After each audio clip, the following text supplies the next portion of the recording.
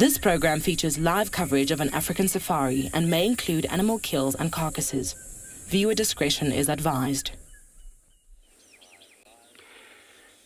Greeting everybody, good afternoon. Thanks for joining us this afternoon here at Djuma Private Game Reserve, where we're sitting with the elephants in a shade. At least they're in a shade where we're actually backing right out in the sun. And they're all enjoying their best of resting under that. It looks like it's a big tree though. Welcome aboard to your very own safari through the African bush.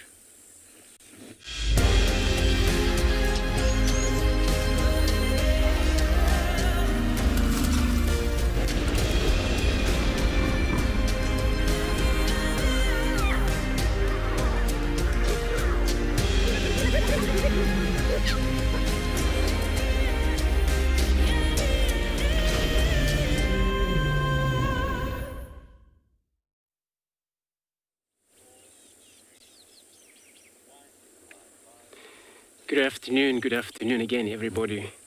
Welcome to Djuma Private Game Reserve, here where it's actually very sunny and humid. We're looking at the elephants, they're even also in a shade. It's so important that they spend a lot of time in a shade, not to go anywhere else. So my name is Andrew. On camera, I have Simon as usual. So this is how we're going to be planning to bring you into the wilderness, where these elephants looks like they are. It looks like it's a herd of elephants, I think. And it's actually a big jackalberry tree where they sit underneath of it.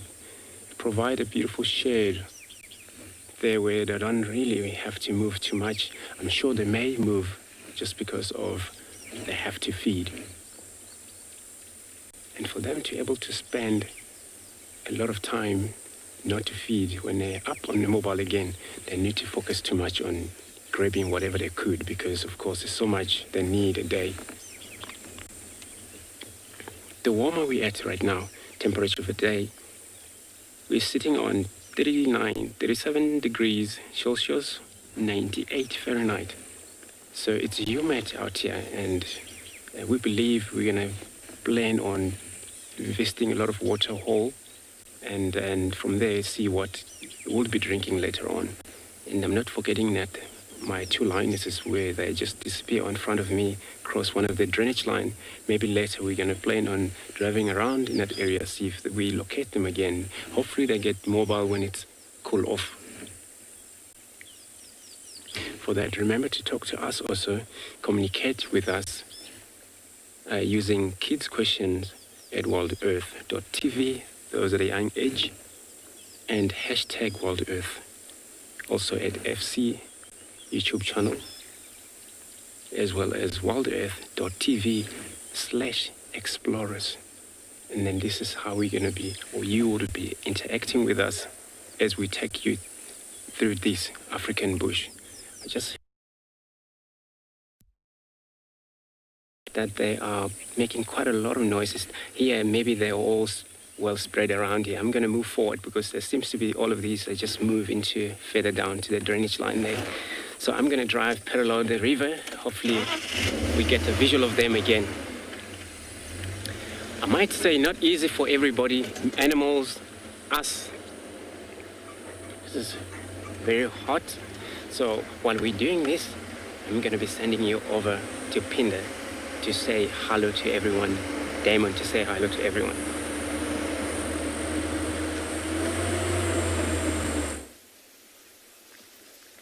From a very hot, well, from an area that's very hot to an area that's threatening to rain. There's a lovely cool breeze blowing. Welcome to and Beyond Pinder Private Game Reserve. We're just out of the lodge. We've come across a couple of giraffes browsing and a couple of zebra. My name's Damon, and behind the camera we've got Owen this afternoon, and we're going to be driving around in what we call the southern part of the reserve, quite close to and Beyond Pinder Mountain Lodge. And we're going to be heading in the direction of our airstrip to go and look for some cheetah. But like I said, along the way, there's this group of zebra and then a couple of giraffe that we've found. And they're all slowly starting to move away from the road now. See, there's the zebra moving through the thickets. We were very lucky last night that we had quite a big rainstorm. In fact, it was probably one of the most violent storms I've ever experienced here at Ambionpinda. Unfortunately, though, we didn't get as much rain as we did noise. There were lots of thunder, lots of lightning, and not very much sleep because of how vicious the storm was. But I don't know if you can hear now, there's still rumbles of thunder all around us. So we're going to probably stick rather close to the lodge just in case we have to duck for cover. That's absolutely fine though. These southern parts of the reserve now, the clay soil, lots of lush grass that's growing, lots of herbivores moving into the area to feed on that grass, some of the trees flushing with new leaves, and that's why these giraffe are down here. We've been seeing lots of giraffe here in this part of the reserve as of late. And have a look at this bull in front of us now. He's busy using that long tongue of his to feed in amongst that quarry. JC, you're asking how big the giraffe population is here at Ambionpinda. JC, we're very lucky in that we've got quite a big population. The exact number escapes me for now. I'm going to have to get back to you on that. But JC, if I had to estimate, it's probably somewhere between about 400 and... yeah, maybe about 400, somewhere around there. Very good sized population. And because they're not territorial, they are quite nomadic across the reserve. They move wherever the best food sources are. And at this time of the year, or at least now, we've been seeing part of the reserve. So look at how he's sticking his head right into the middle of that magic quarry. And it looks like there's some fresh leaves that have come through there that he's busy feeding on. Ooh! No, he's going straight through the quarry and he's feeding on what looks like a thorny karee, which is a kind of tree that we get down here. It's obviously got some lush new leaves and that giraffe is feeding there very busily. But a nice start to the afternoon to get to see these giraffe. The zebra have moved off and it looks like the giraffe are doing the same. So Owen and I are going to continue in search of those cheetah. In the meantime though, let's go across to Lauren at Djuma.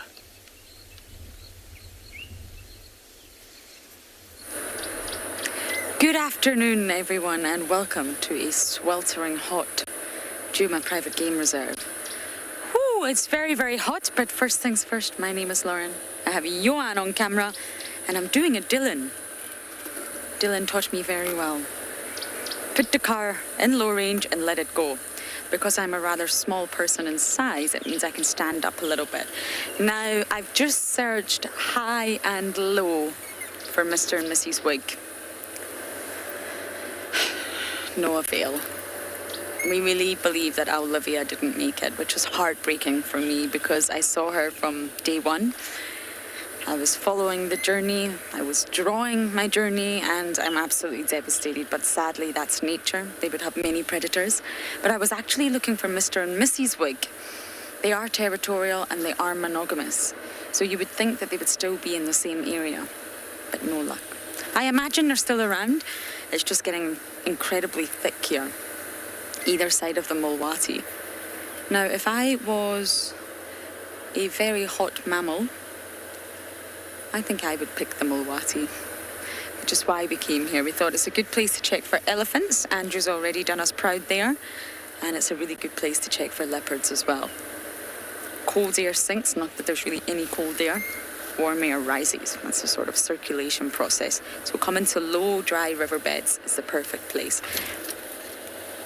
That was our antenna.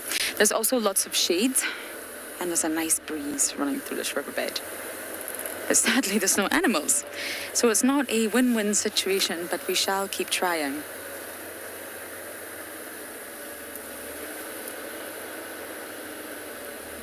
Kyla, one hopes there'll be lots of animals at the dam, but I think it's also still too hot for anything to get mobile. Lions and leopards and hyenas, even dogs, they will not be getting up. Even if they're thirsty, this is far too early, far too hot. I give it about another hour before we start. Oh, here we've got a butterfly. Is it going to stay still? Most likely not. I think it's a monarch. let's just wait to see if it settles. If it settles, that'll be absolutely beautiful. Yes, there you go, Johan, right over there. African monarch butterfly. It could be the diadem, but I need to get a closer look. They have a thing called mimicry. Just at the bottom, you've got it there, the bottom right. There you go. Beautiful, one of the more common species that we do get out here. Now, insects will not be scared of the heat. That's exactly what they need. They don't fare well in overcast, sort of cloudy, rainy weathers. They absolutely thrive in the sunshine. And it's gone. I actually think that could have been... that was a monarch. They look very similar, but the monarch's wings sort of taper downwards, and the diadem, the female at least, taper upwards. That's sort of a small difference between the two of them. I actually think they're about to mate. Oh, this will be very fascinating. I'm going to keep my eye on these lovers, see if they decide they like one another. But for now, we're going to send you across to Damon with a giraffe.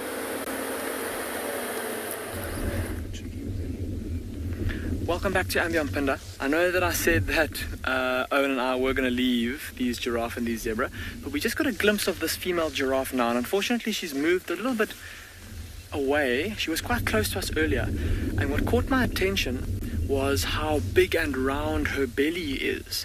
It's really, really, really full, and it's way too full to just been from her eating. She looks like she's quite heavily pregnant, and so hopefully within the next little while we'll get to see her with a little calf. And I think with all of the lush trees that are around here at the moment, there's a good chance that we'll get to see that little one in this area in the not too distant future. See how she's looking at us? Those lovely long eyelashes and those big dark eyes. And she's now dipping her head into a thicket there. Amazing to see. I don't know if you were able to get a glimpse of her horns or her ossicones, everybody, on her head. See how thin they were compared to that bull that we were looking at earlier. And also to see how fluffy they are in comparison to the bull's horns or ossicones. And it looks like she's feeding in that same thicket as the bull was earlier, but on a different side of the thicket. And she's been moving from the right of the screen towards the left, so from the right to the left, moving into the wind.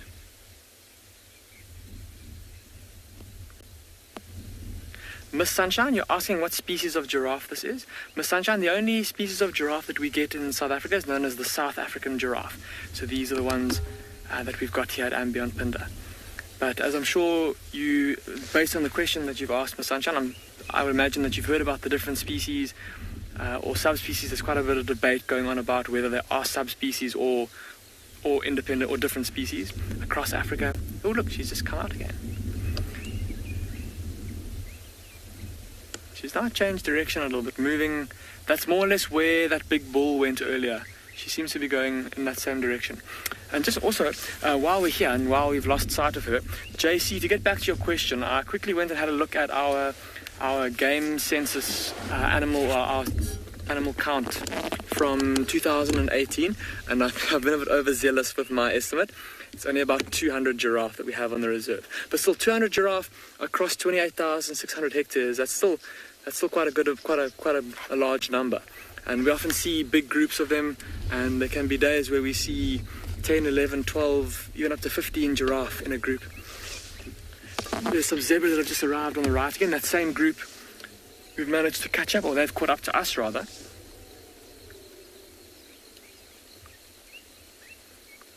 And they're also busy feeding. Look at that long grass that's all around them there. And see how it's almost a fluorescent green. To my eyes from here, after the rain has washed all the dust off of it, it almost looks like a chartreuse color. It's so bright and vibrant and green. The zebra are just loving it, feeding on all the longer grasses there. have a close look at this one that's closest to us, everyone. I'm just going to ask Owen if you wouldn't mind zooming in onto its shoulder. I'm going to look through my binoculars. Look at that beautiful pattern there. It's almost like the barb of a fishhook. But then see how its body is shaking. It's got like almost like this nervous ripple that flows across its body. This shudder that runs through the zebra. And then the odd little tail flick to get rid of flies. Oh my goodness, Owen, if you can get the camera onto this dead tree behind us, there's a dark morph Jacobin cuckoo that has just landed in the tree behind us. Can you see it there? Well done. Can you see that, everybody? There's a Jacobin cuckoo up in the tree. I'm sure that many of you have seen this bird before. Typically they have a white belly, but every now and then you do get a dark morph. Often with some kinds of birds you get different color morphs. And this is the dark morph Jacobin cuckoo. And I don't think I've seen them or seen this color morph in abundance in as much abundance as I've seen it here at Ambionpinda. That's very exciting, everybody. Super excited we got to show you that dark morph Jacobin cuckoo. And if it's the first time that you've seen it, I'd love to hear from you. But as it flies off, let's head across to Tswalu so that they can say hello.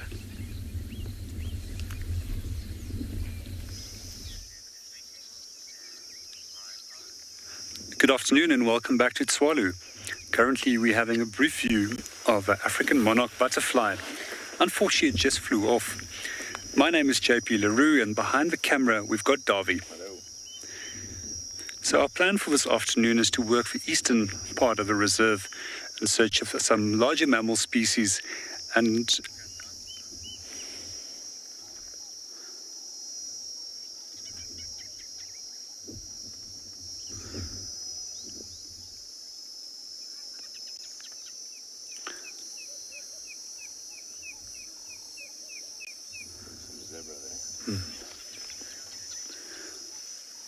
So our plan for this afternoon is to pretty much work on the eastern side of the reserve. We're following up on a number of waterholes, starting off with Brevard, and then from there on making our way further south to a waterhole known as Stoffberg. So seeing that it's quite a warm afternoon, and we already have reached temperatures over 27 degrees Celsius, we would expect that most of these animals will most likely go for a little drink.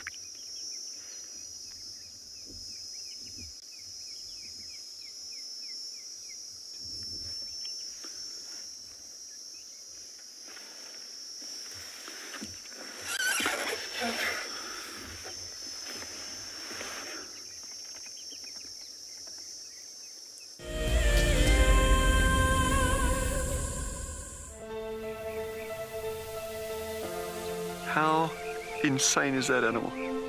This is out of this world. Fantastic. Good, Mama. Wow, what a way to start off. It's just such an incredible privilege to be out here. It just keeps on delivering. There you go, there you go. Heart is pumping right now. 3, 2, 1. You are live, you are live. Look at this, everybody. We've got a live kill.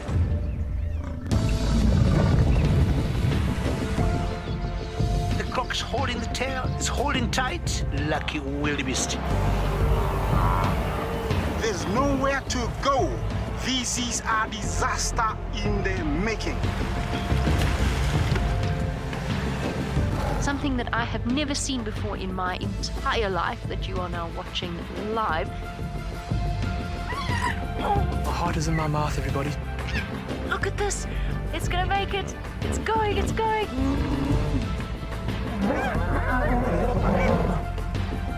This is just too magical. Hi, little guys. That's great, isn't it? Look at that. Scuba Steve has got a friend. You've got a friend in me. It couldn't be a better morning. This is just too special. Oh my goodness, we've got a turtle. How epic is the fact that we're coming to you live from the Chobe River? It's the most incredible feeling to be here. This is live, and we're in Rwanda. This is a very, very different adventure, charged with emotion. I did not think I would ever face my fears like this.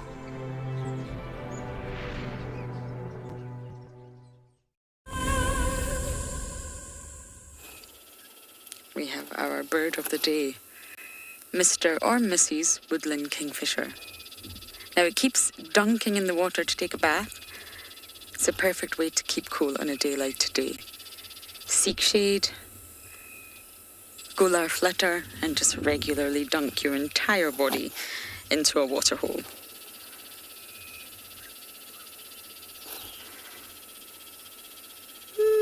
Oh, which tree are you going to land on now?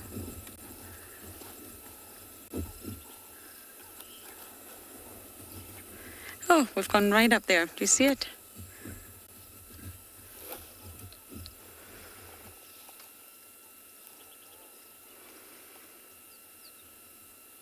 There we go. There was a brown hooded here earlier as well, but the minute the woodland kingfisher arrived, it flew off. The brown hooded is much smaller, so I wonder if it was not too comfortable with this one's present.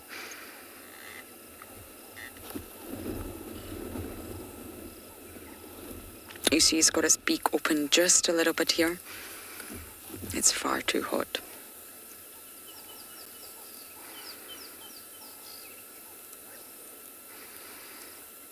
Now when you see the bright blue of a kingfisher, and when you see the bright blue colour, it's normally due to sort of a phenomenon called tinsel scattering. And that's basically where the structural keratin, because feathers are made of keratin, just like our fingernails and our hair, made up of amino acids. And the way that they're layered, the way that they're structured and interspersed on the bird's body with various different air spaces in between them will reflect light a little bit differently. They'll reflect particular wavelengths of light and it appears blue. They're not actually blue. And this goes for the malachite, the pygmy, the brown hooded, the woodlands, all this, and the striped, all the kingfishers that have blue on them. It's just to do with the way that the sort of structural keratin is built up in different layers within the feathers, and the way that that reflects different wavelengths of light is what we see to our human eye. But technically, there's actually no blue pigment there. The feathers are not blue. This is one very hot bird.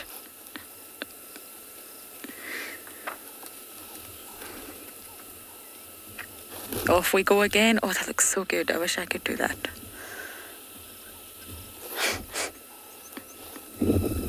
In the water, out the water. In the water, out the water. This will go on most of the afternoon.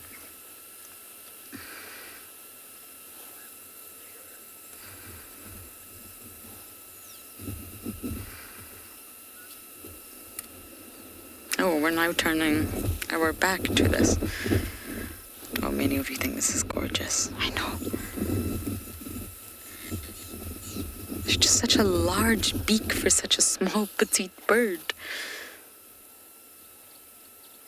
And the beaks within the kingfisher category sort of came about for the adaptation of catching fish, of course. Now, most of them can catch fish, but some of them are just insectivorous generally. But that beak is really straight and sharp as an adaptation to catch fish.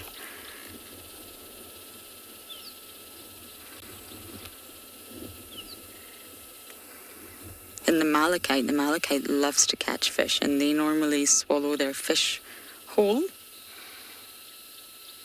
while it's still moving. But they swallow it head first. They're very cautious to make sure they swallow the fish head first, and this ensures that all the fins and the scales are streamlined. They're against the body, so they're not going to choke. If they do it tail first, it's going to cause all the scales to rough up, the fins to rough out, and therefore it could easily choke on the fish. So they're very, very cautious. They make sure they get it right to swallow the fish head first. But the woodlands loves insects. And that's why he's here, to eat up all the insects, to get nice and big and strong, and then impress the ladies.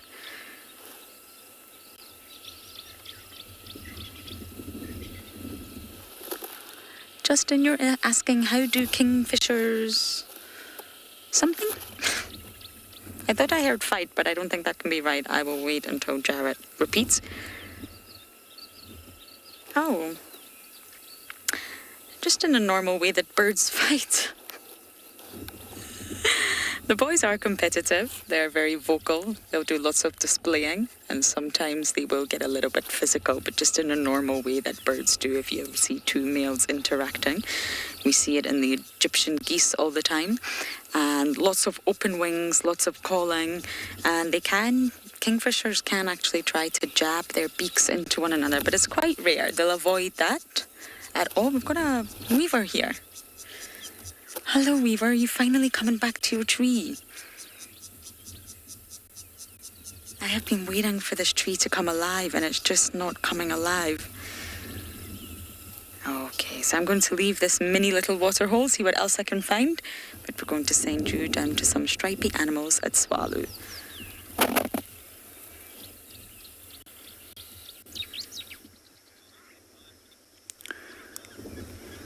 Welcome back to Tswalu. At the moment, we're watching a small group of plain zebra.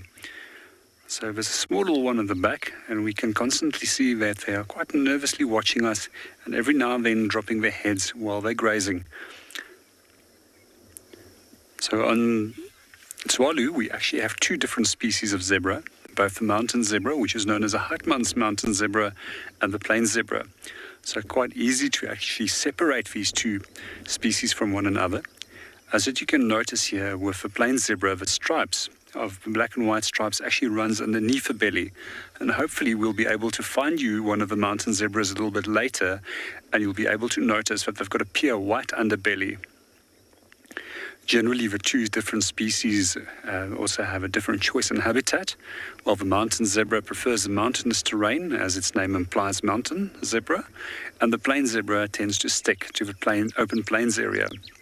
So one of the advantages that we find with zebras is that they actually have cutting teeth on both the upper and lower jaw, unlike most other herbivores that only has cutting teeth on the upper jaw. Therefore, they can actually feed on much coarser grasses and maintain a better body condition throughout the year. And one of the ways that we can actually look at their body condition is by simply looking at the mane. So one of the first things that do happen when you start losing body condition is quite often you are burning into your fat reserves. And when the fat reserves is depleted, the mane starts flopping. And with all of these individuals, you'll note that the mane is still in an upright position.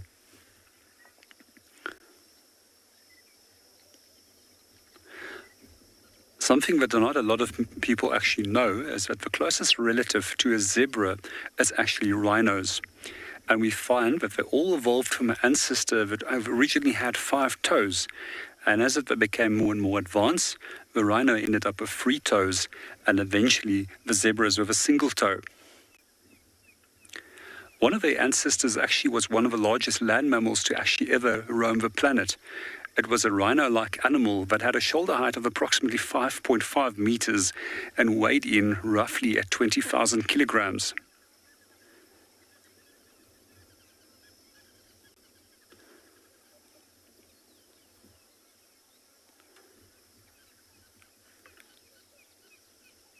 So one of the defining characteristics of most zebras is that they've got black and white stripes.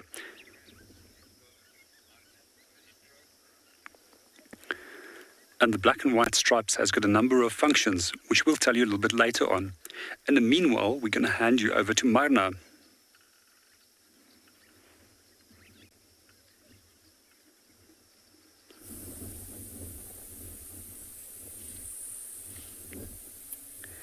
Good afternoon and welcome to And Beyond Ngala. We are currently in a small Mopani section, and what we've got here for you are 2 Mopani worms.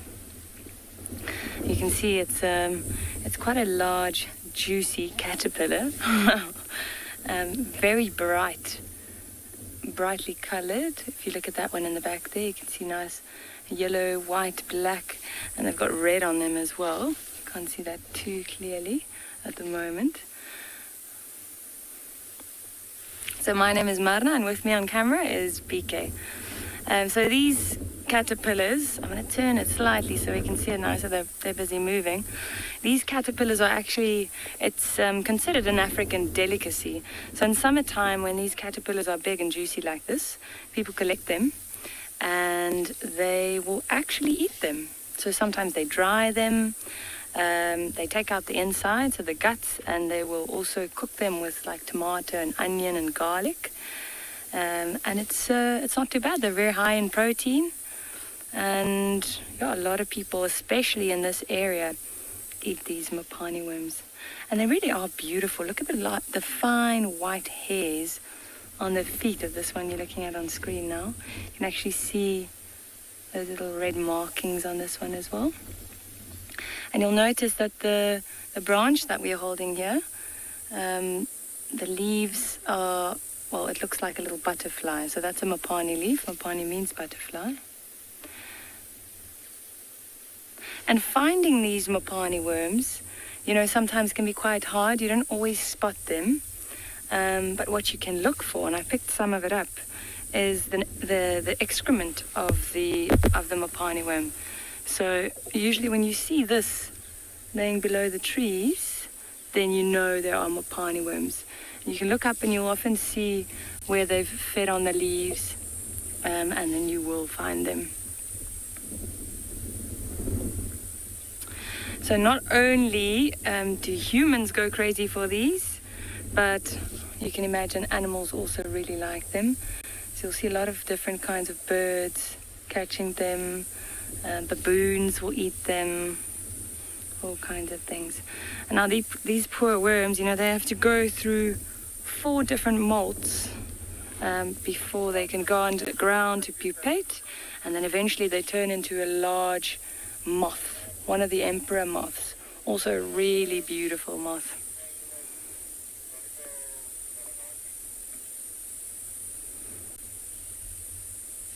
BK said he has had them. He didn't like them too much.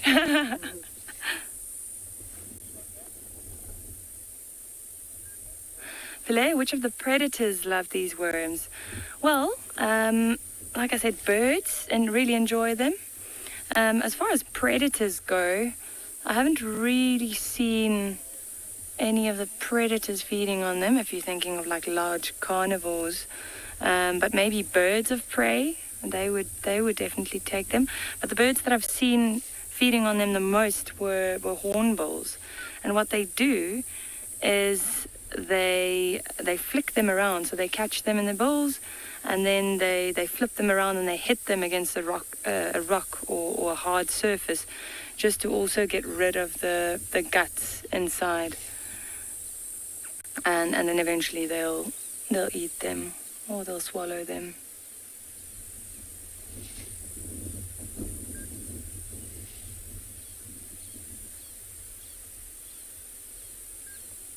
All right, I think I'm going to go put these guys back in the tree, and we're going to send you back to Lauren.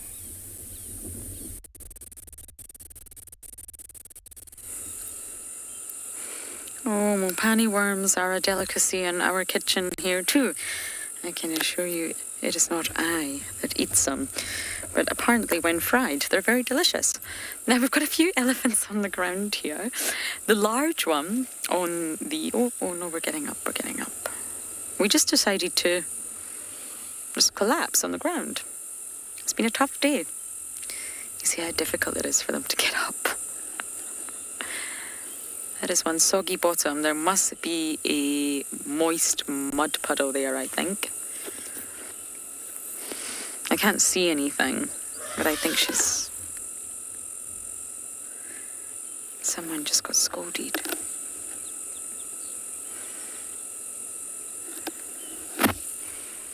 These elephant youngsters can be very naughty. Now, a lot of them have been streaming from their temporal gland. And what actually is it that comes out of their temporal gland? Now, we call it temporin, believe it or not, and it's a sort of really thick, tar-like, oily substance that comes out, and that's why it stains their skin. If you look at this big female here,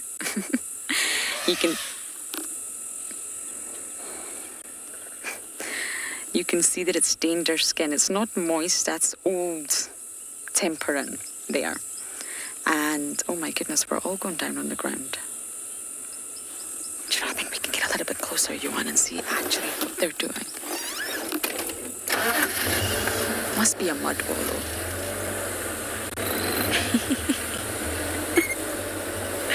There's something quite entertaining about seeing elephants do this. Oh, we're going right over. We're keeling right over. Oh, wow. Wow. We are having the best time over here.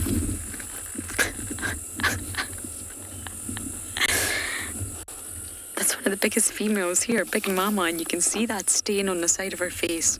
So that's old temporin that she secreted maybe this morning or even last night, and it's just stained her skin because it's so oily, and which doesn't mix with water, of course, and it's very, very thick. Oh. Look at that youngster just putting its trunk over the big one on the other side, Johan, on the left.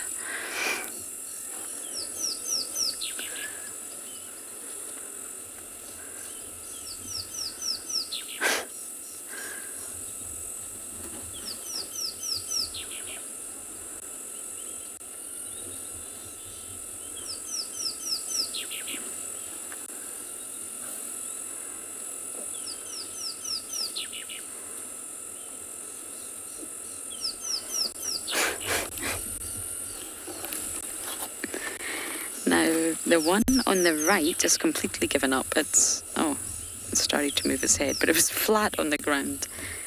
The youngsters sometimes take naps.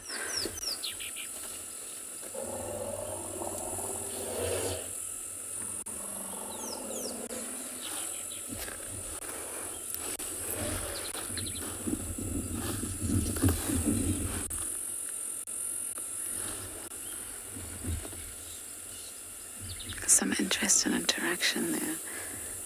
Viola, no, they can't sweat. They can't sweat at all, which is why they have all these unique specialized adaptations, such as extremely wrinkly skin, to hold in water and mud. It's wrinkly on purpose. It's not just the fact that they haven't taken very good care of their skin, or this one just about to walk in front of the car. Johan. It's a big female. She's walking very, very slowly. See that? She's also stained. She's an old cow. But just their ears help them cool down because they cannot sweat. They don't have the sweat glands that we have. And the ears actually constitute 20% of the elephant's surface area, which is why they're so good at what they do.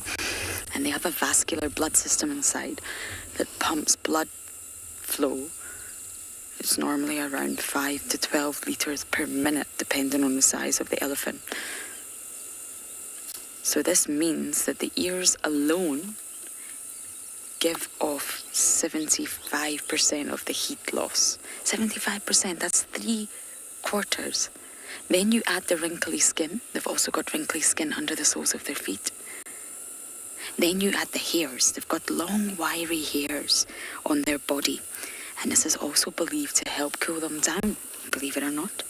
Because the hair acts as like a heat conductor, shall we say, and it draws the heat away from the body, so it assists in heat loss. And there was a study done on the sparse hair of African elephants, and it increases heat loss up to 5%. So you've got the 75% from the ears, the 5% from the hairs, that's 80%, and I imagine the skin will help up to about 20%. And that's how they lose heat. The they cannot sweat. These elephants are being so ridiculous.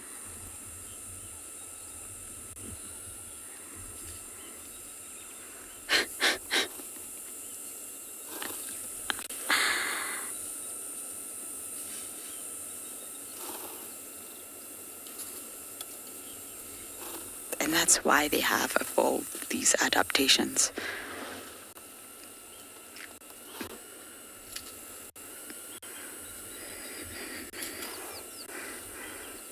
This must be the smallest mud wallow in the entire reserve.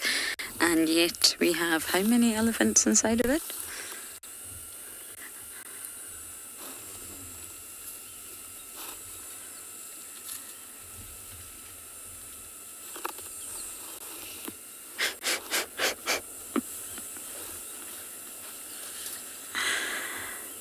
It really is a tight squeeze.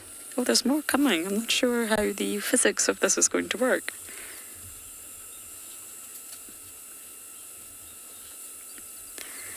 Murphy. I think what you maybe mean are elephants' right or left tusks. They will have a dominant side.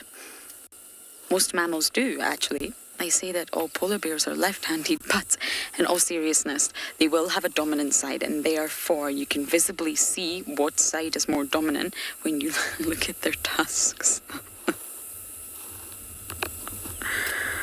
Oh, I can't take anything seriously looking at these elephants right now. And how do you tell? Well, you look for the master tusker. And which one is the master tusker? Well, it's the one that is worn down the most.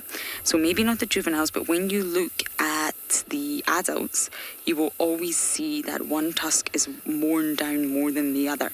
And they call this the master tusk. And whichever side is worn down the most, that is a more dominant side. Because they use it more, is worn down more. And it differs between elephants. So they obviously don't have hands, but they will have a dominant side. And the way to tell is just to look. And it differs right across the board. Maybe some are ambidextrous, I don't actually know. But the tusks will never be the same once you get to an adult.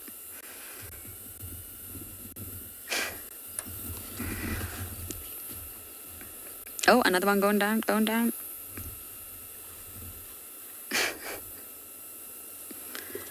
I feel like I should get into bed like that tonight. Very dramatic. Be all dramatic.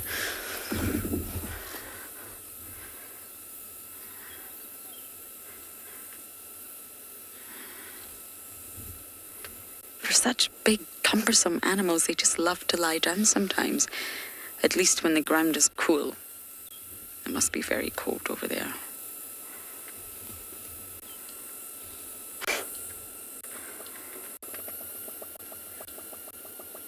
And if you think about it, just a few days ago it was cold and rainy and miserable and overcast, and now it's a complete opposite end of the spectrum. It's extortionate heat.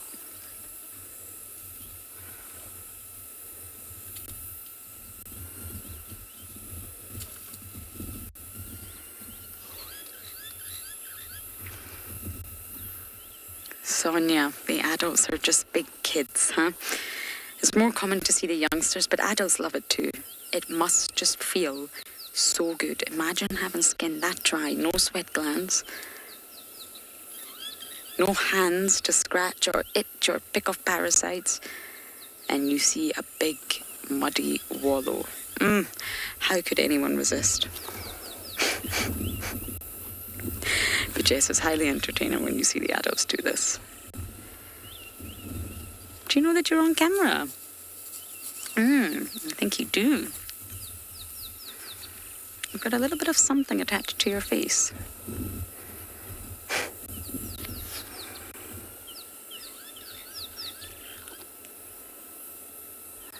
That was so wonderful. I did not expect that. But we are going to head to Chitra now and look for more elephants.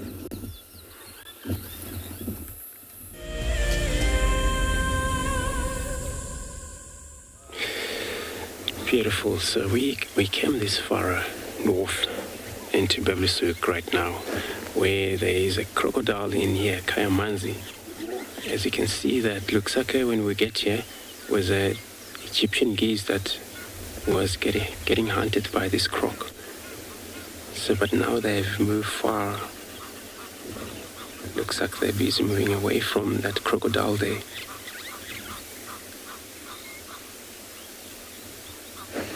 So crocodile, they hunting methods, they use water, so they go down and slowly getting close to prey.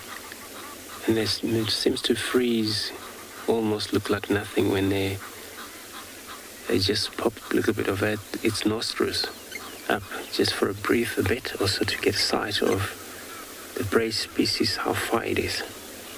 And they go down again, they will really pop out neck close to the prey species.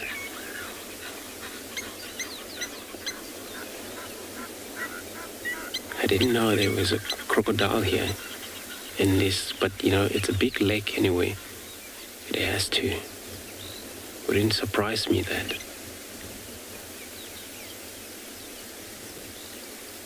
And remember, they hunt night and day, which in this dam here, quite a lot of catfish as well, and a lot of some other different lizards. There's probably some hippo on the background, so we're probably going to see them when we go around on that dam wall. So hopefully we get to see more of a hippo out there.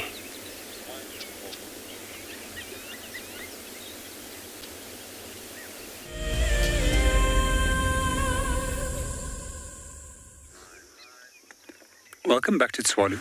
So we've just taken a short little drive and we located on these ground squirrels that was busy feeding next to the side of a road. And what we do find quite fascinating about them is that they can tolerate an incredible amount of heat. And we hopefully will see it again. When they do go down to feed, they quite often will lift their tails over their back to create shade so that they can feed in the heat for extended periods of time.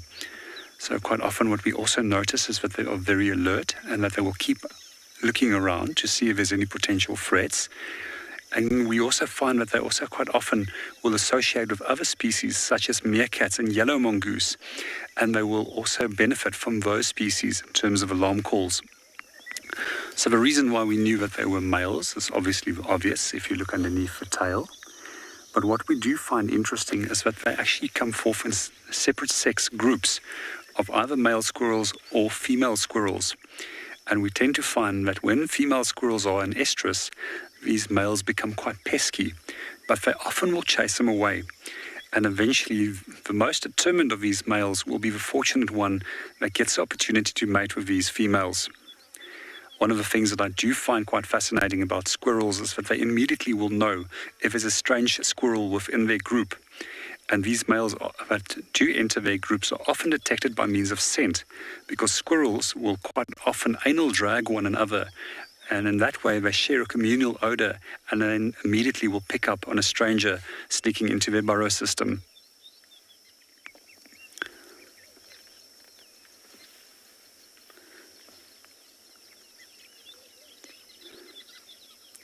The tail doesn't only just act as a sun protection mechanism, it is also quite often used for deterring predators such as snakes when they are mobbing snakes.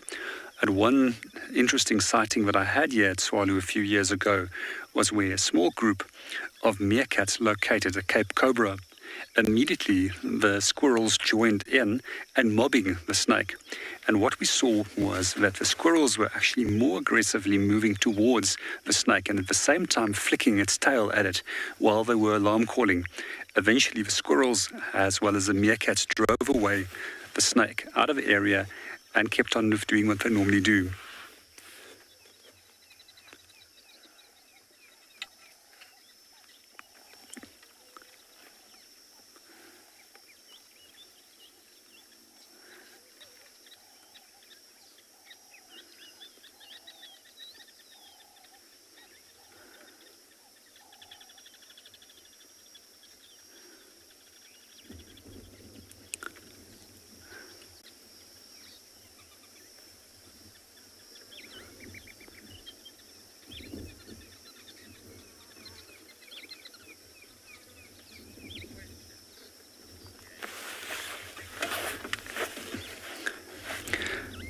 PJ, they are definitely bigger than most species of rat. However, there is certain species of rats, like cane rat, which is much larger than that a ground squirrel will be. Also just interesting, if we think of rodents in South Africa, some of the largest rodent species that we do find is actually the Cape porcupine, followed by the spring hare. That is another species of animal that we do find in this area.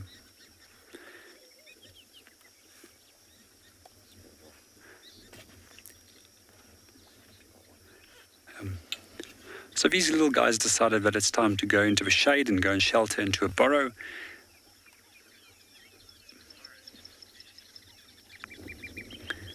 From here, we'll be carrying on a little bit further and see what we can find. But in the meanwhile, we're going to hand you over to Lauren, who is currently enjoying a view of a fish eagle.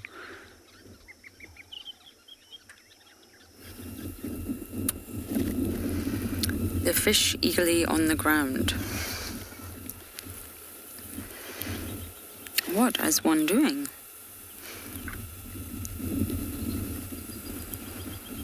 I wonder if it was having a little drink. It's positioned itself in a puddle, I think. A very iconic bird of South Africa, but it doesn't make the big three. Not only do you get the big five, you get the little five, you get the big five underwater now, which differs across the world, and you also get the big three, which includes the Faroese eagle, the Marshall eagle, and the African crowned eagle. That's the big three in terms of raptors that you want to see when you go birding.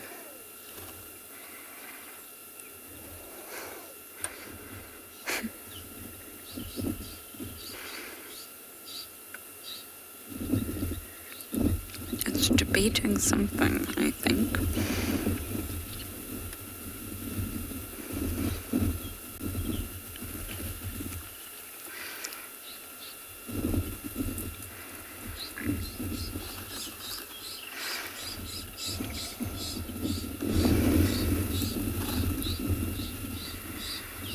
You'll need to go with that one more time, Jared.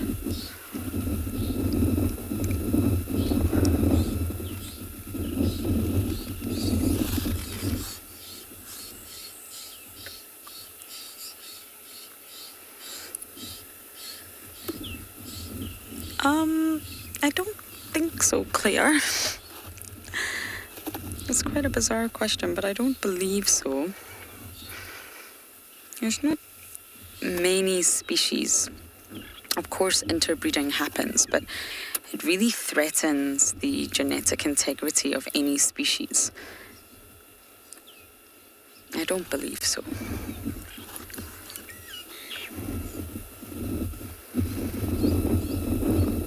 What are you doing? Where's your partner?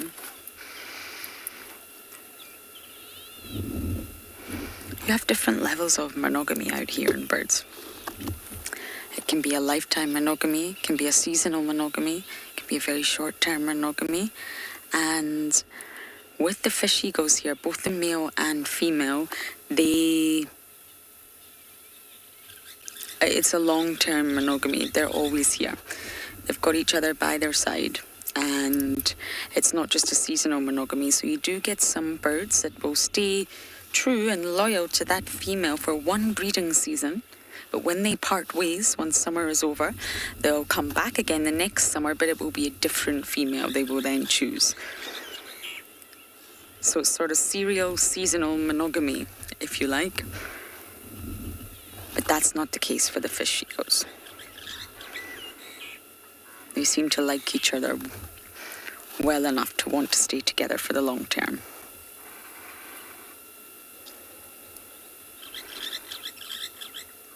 But the sort of rate of discovery of extra pair copulations in birds is just phenomenal. It's through the roof now, which really throws monogamy out the window, to be perfectly honest. If they're mating with others, then they're not monogamous.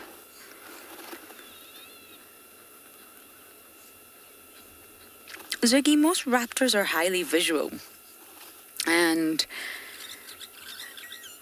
they have very sharp other senses as well, but they're very visual, and therefore you will find that they're mostly diurnal. And at night time, of course, it's dark, and there's lots of larger terrestrial predators on the ground. So you will find mostly, not all, they are diurnal, which means that they will, of course, roost in the trees at night time.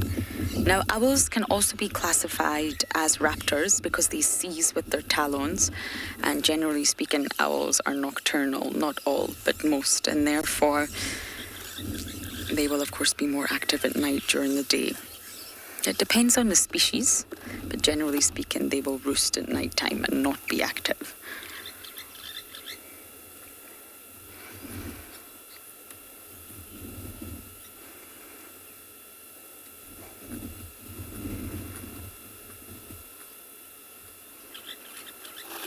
They only forage, fish eagles, only forage for about 10% of their day. The rest of the day they're resting, roosting, drinking. It's only 10% of their day that they actually forage.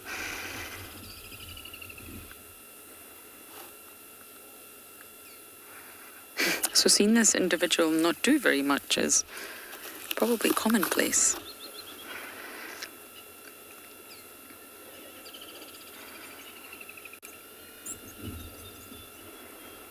It's very curious about the world around it.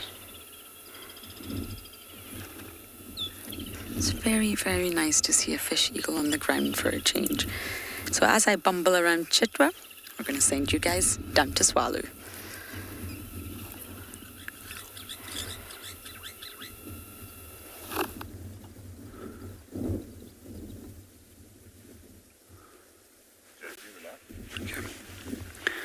So what we found over here is an ostrich egg, but what we've just looked at in terms of the tracks is that there was a number of baboons that came through this area, and this egg was actually rolled all the way down, and here you can see the track of a baboon. Here it stopped and looked at the egg and then decided that it's going to be too hard for it to open and left the egg and kept on into a southerly direction, most likely following the rest of the troop. Now, for me, ostrich eggs are very interesting. Firstly, they're one of the largest eggs of any bird species at the moment, and we can fit approximately the contents of 24 chicken eggs into a single ostrich egg. However, the largest egg that ever used to be found was that of an elephant bird, which was 3 times the size of that of an ostrich egg. So roughly 72 chicken eggs would be able to fit inside there. The other thing that I find particularly interesting about ostrich eggs is that they actually have unique little paws and patterns which you will find on the shell. And the hen or dominant hen that will, when she's nesting, will actually use these paws to count them and to determine whose eggs they are.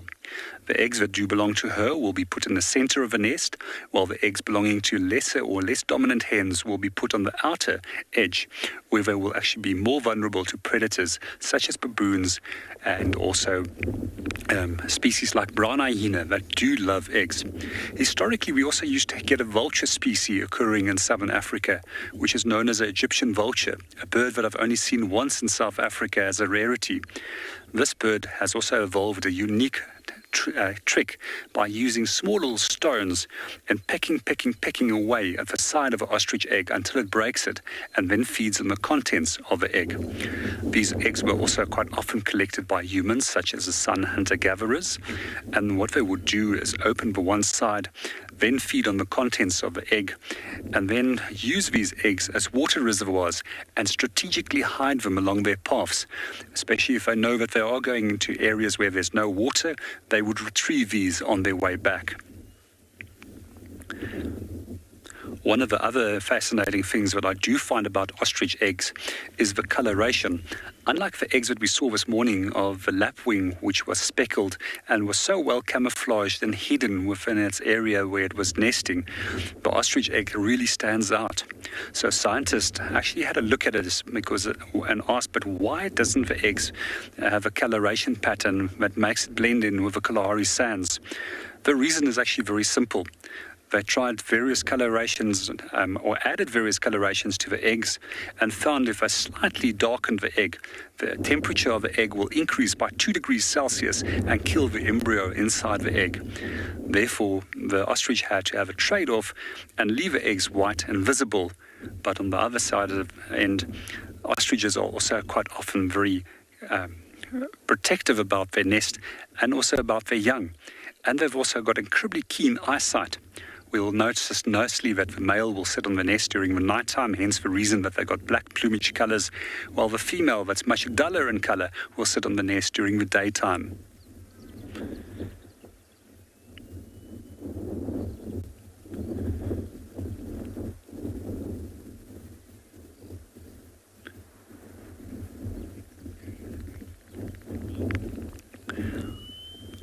Well, we're going to continue from here on. Hopefully we'll see the ostriches, but we can show you the difference. But in the meanwhile, we're linking you to Ngala, where they're busy viewing a very hungry tortoise.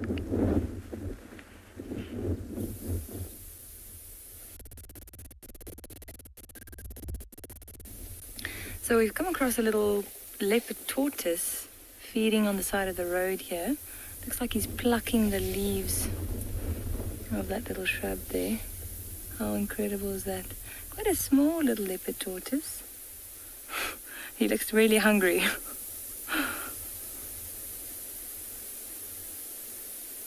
So this is actually part of the small 5. I'm sure viewers at home are familiar with the small 5. So it's just 5 small animals that have the names of the big 5 in them. So the leopard tortoise, the buffalo weaver, the elephant shrew, the rhinoceros beetle, and the antlion. Oh, sure. I think we just caught him in time. He's finished feeding there now. Moving up to the next bush.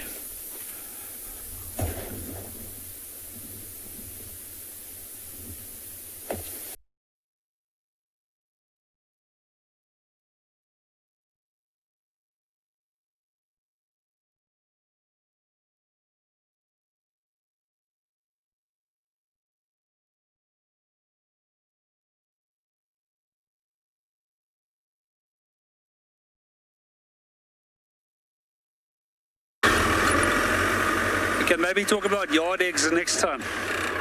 Yard eggs? Welcome back to Tswalu.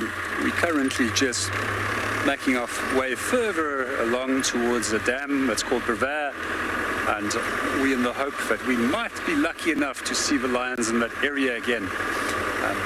The same spot as where we located them roughly 2 nights ago.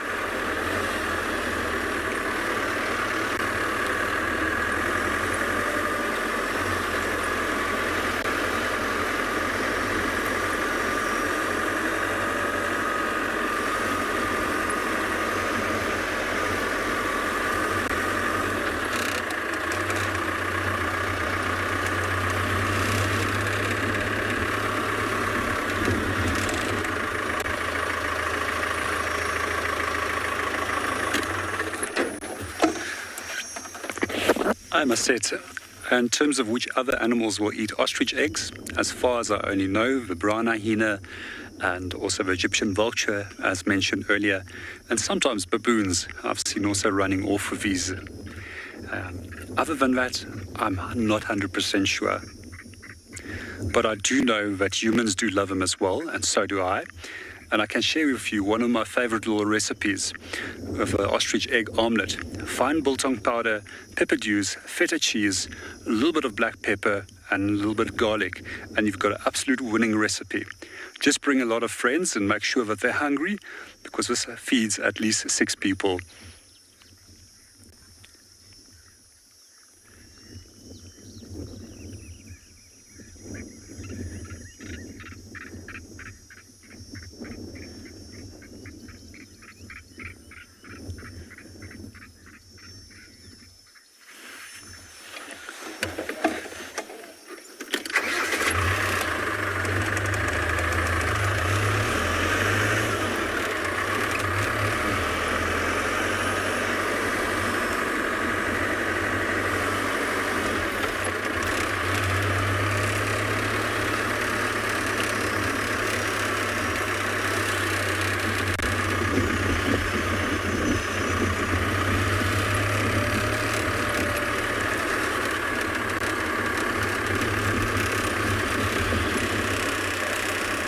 Hi, Kevi. Yes, to answer your question, we do, but they're incredibly rare. So in the past, we've managed to actually locate them, and we've actually found 2 that was born over here. And then on my last visit in December, we also had a male that we located at the waterhole at Takuni. So one night we were busy sitting there having dinner with our guest, and I heard a kudu that was busy alarm calling outside at the waterhole in front of the lodge. So I quickly grabbed a torch, had a quick look, and I said to everybody, quick, be very silent, don't make a noise, follow me, and we safely viewed this leopard from the deck while it was busy drinking at the waterhole. To also give you an idea, the Kalahari doesn't have a high proportion of leopard due to low prey density compared to the eastern half of South Africa. We often find that leopards within this area often has ranges of up to 1,000 square kilometers compared to the leopards that we find in areas such as Djuma, which maybe has a 6 to 8 square kilometer territory. We also quite often find that throughout South Africa, a number of areas also hold leopard, and surprisingly, the Western Cape is one of those. In that specific area itself, leopards are incredibly small compared to the ones that we find up here, as well as within Kruger. They seldom actually weigh more than 50 kilograms due to the low amount of food, and therefore they don't really reach big sizes compared to a typical savanna leopard, which can possibly reach 109 kilograms and maximum weight for a male.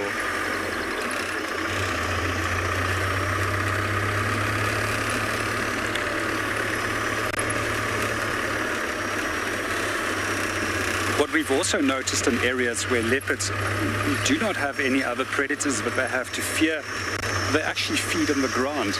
Unlike the ones that we do find in areas such as Kruger, where there's a host of different predators that would like to relieve them of their kill, and therefore they take the prey up into the tree.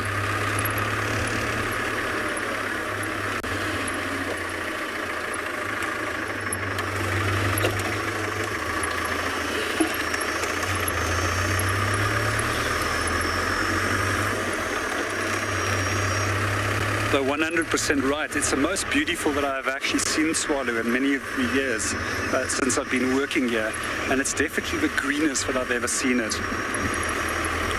But each of the seasons actually holds its own unique beauty, especially.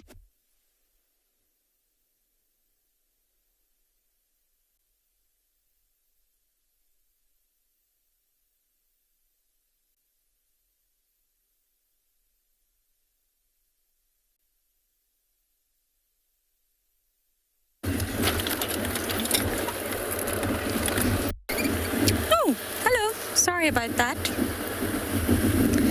I don't quite know what happened to Swallow, but they will be right back with us. Now, Andrew had the Nkuhumas this morning, which is very exciting, or at least some of them. I have not seen our Nkuhuma pride in a very long time, and he did lose them. They went straight into the drainage, which makes sense because it was getting hot, and the Talamatis are way back in Buffelshoek, and a lot of the landowners up there. Got a warthog here. Are you guys gonna run? Yes, you are, and you... No, there we go. Oh, look at those cute little bottoms. I think this is the same family that we actually see all the time around Treehouse Dam.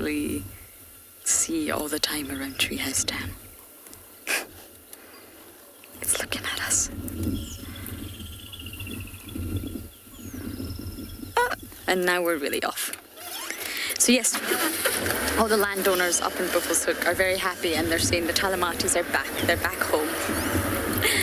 And the Nkuhumas are with us. So I'm just going to scratch around the water holes in this area. There's lots of little pans, because at some point they're going to get mobile. They're going to be hot and thirsty.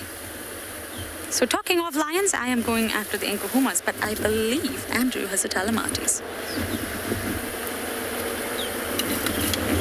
From that side also, horizontal. Great, so here, while we're here, still in Kayamanzi, we thought we were going to be right on the dam wall, but we got a visual of the whole Talamati again. Pride of lions.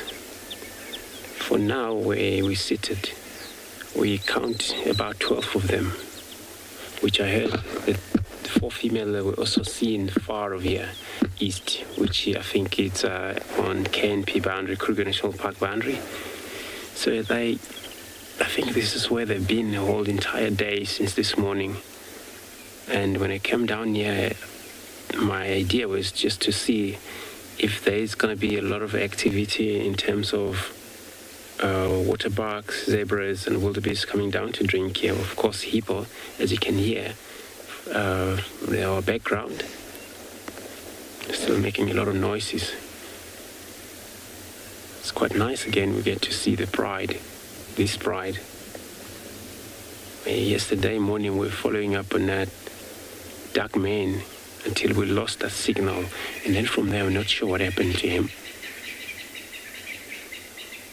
Or he could be around, or we haven't yet found them.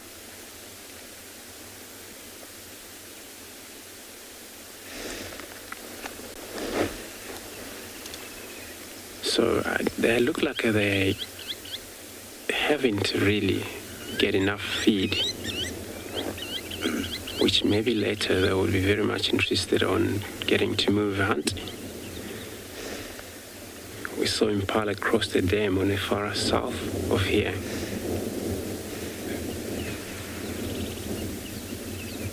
So it's a good idea for them to be close to the water, but every time they were trying to hunt, it's way too open here. It won't be easy for them until maybe it's dark. This is where they're gonna do their experience of hunting. So it looks like a storm is on its way towards us as well. Thunderstorm. So it's probably gonna hit us. I'm not sure if it's gonna come straight this way, but this cloud is already taking place.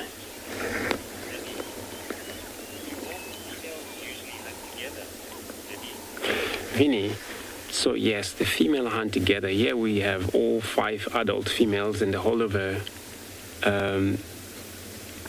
youngest, the male and the female, the 3 young male actually, and the whole of the young females, part of the group already here. They will participate on assisting on these females hunting.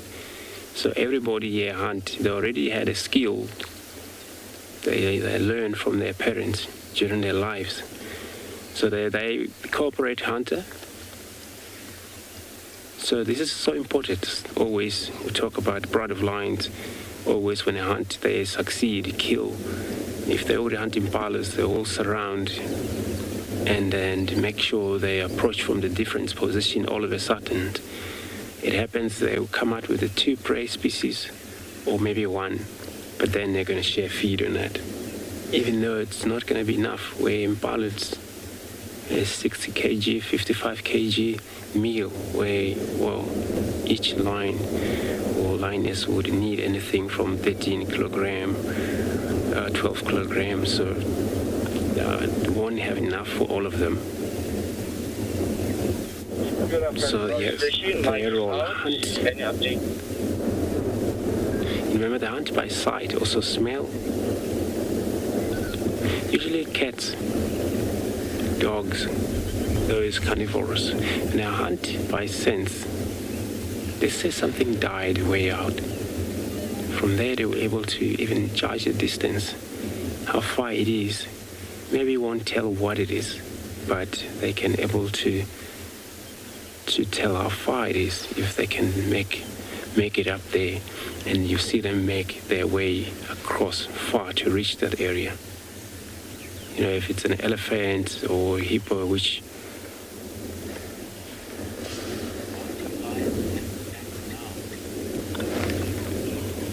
Kratchikoch. So you want to know why do they have a black mouth on their lip? I think you mean that.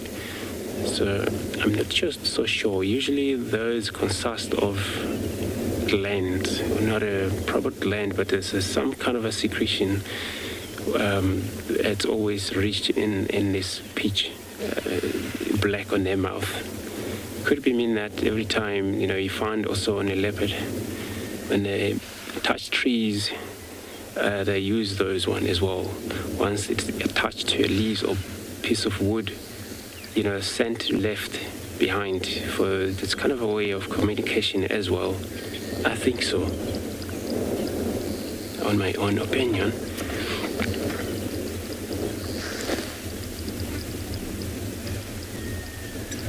See, some of them are yawning. Well, storm, like I said, it's heading our way, so all we see on the west. So it's very dark.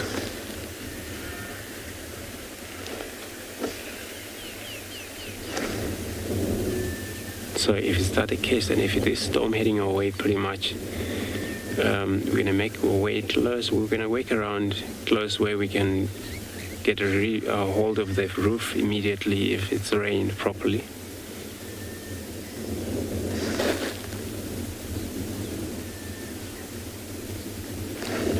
Where Kamanzi is actually one of the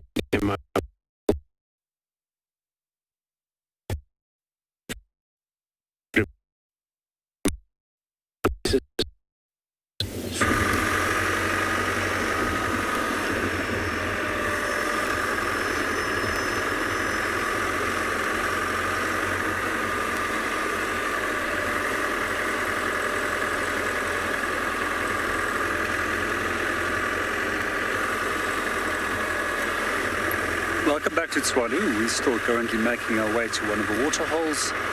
And meanwhile, not a lot going on with it being incredibly hot. We find that the temperature is just sort of putting a little bit of a damper on the game viewing for this afternoon. But let's go and see what we can go and find at the water hole.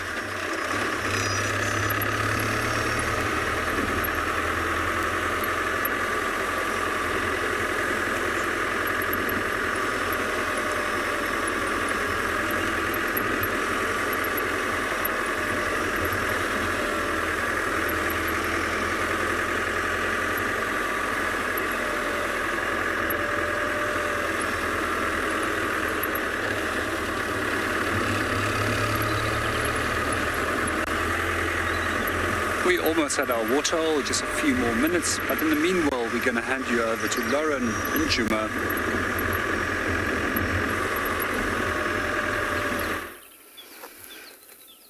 We have a seal, hyena, that goes by the name June. Doing exactly what I want to do right now. I wonder if she'd mind if I join her. June, do you mind? She looks so relaxed. And we're very close to the den. I haven't gone to the den yet today because it's far too hot. I went this morning, but I haven't been this afternoon. Johan and I can't decide if we're... That is thunder. We've been having a debate. Is it thunder? Is it very... Can you hear that? I'm not sure if you'll all be able to hear it, but it's thunder. The weather is confusing me greatly. Okay, that's one mystery solved, Johan. Wow, I don't think we're not worried about it, but it's definitely thunder. So June's clearly relaxing, and this is good news because it's actually June that I want to see at the den. I want to see her little youngster come out, get a better look at it, get a better sort of age estimation, and just spend some time with them. So we're very, very close to the den and some of the mud wallows. Hello.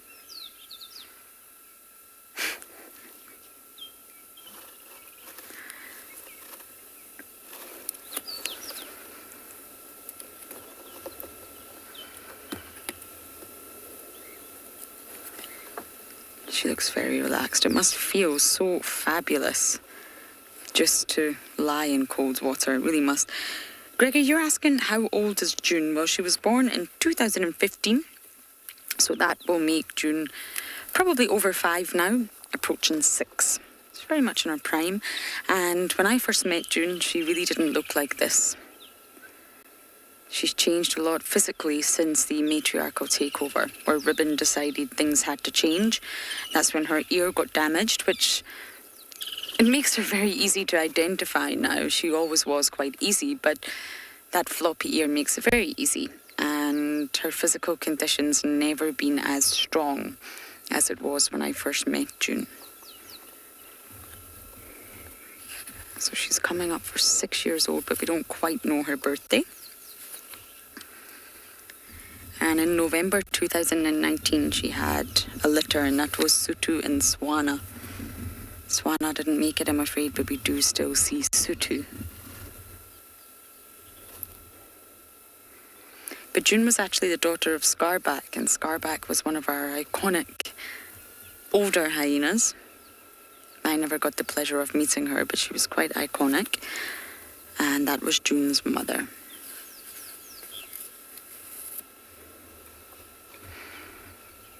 It's getting really, really cool now. I can feel the shift in the atmosphere, and I'm not complaining.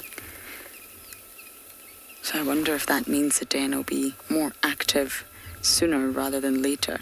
It's not going to be active in the sweltering temperatures. They're going to be inside that termite mound with nice air circulation, ventilation, a wonderful odour, I'm sure.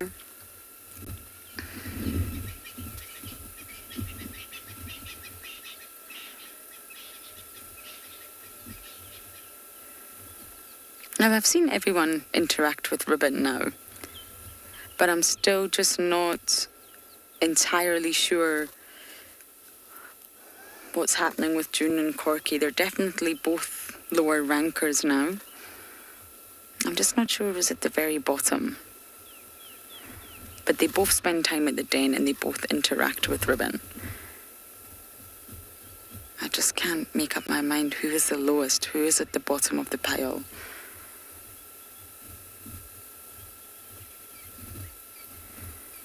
June did not fare well in the matriarchal takeover, but Hart did. It put Hart in quite a good position. It put Tima in a good position, of course, as Ribbon's daughter.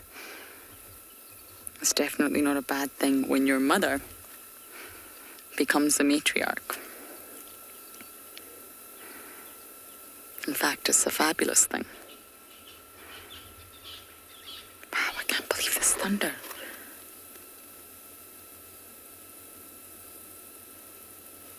Maybe we need a storm to break the intense heat we've been suffering from today. Okay, I think we may leave June for now, do a little bit of a loop around here, and then we will come back at some point and check the den.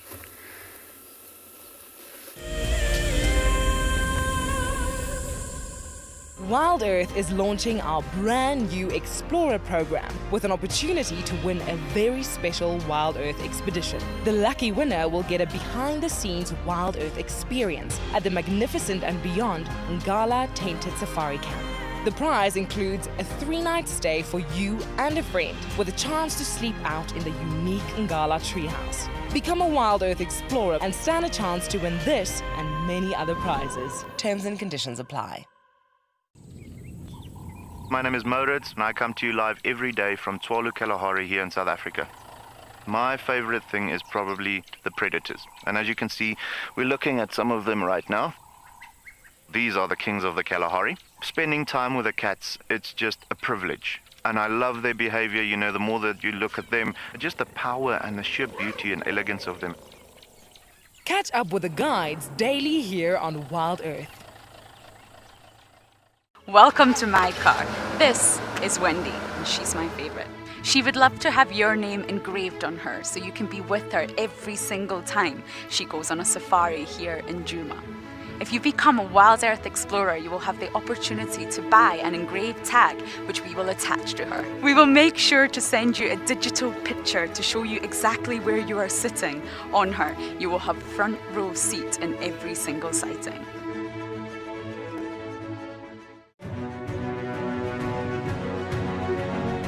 Hello, boy. You are a monster. And he's coming right up to us.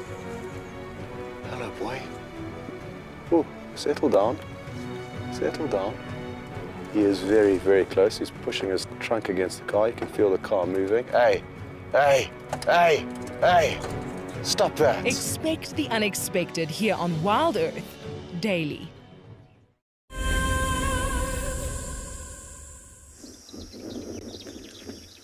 Welcome back to Tswalu. We just located on a small group of red hartebeest.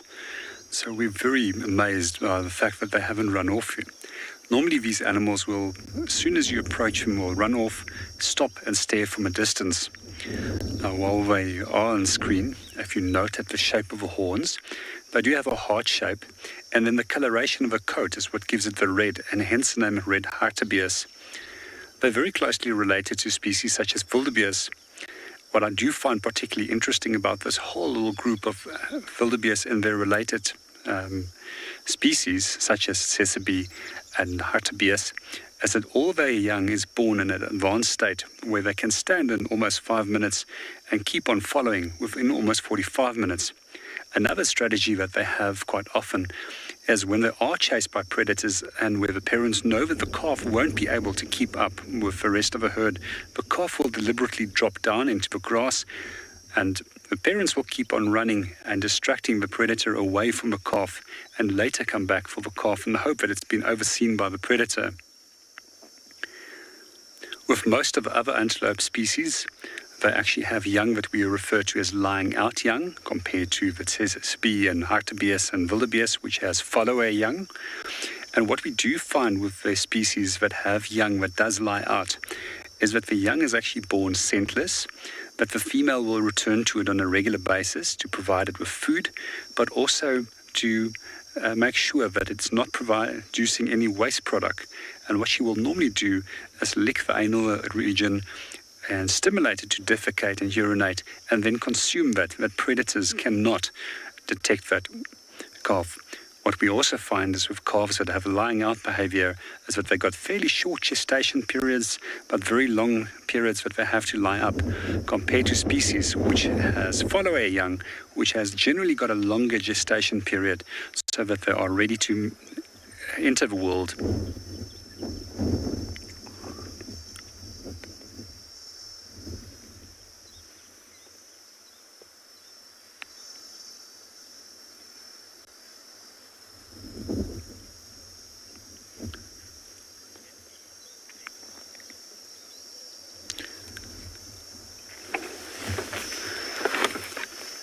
Lindy, you're 100% correct. They do look similar in topy. And I'm speaking under correction. And if I remember correctly, that the word topy is just another name that is used for them in East Africa.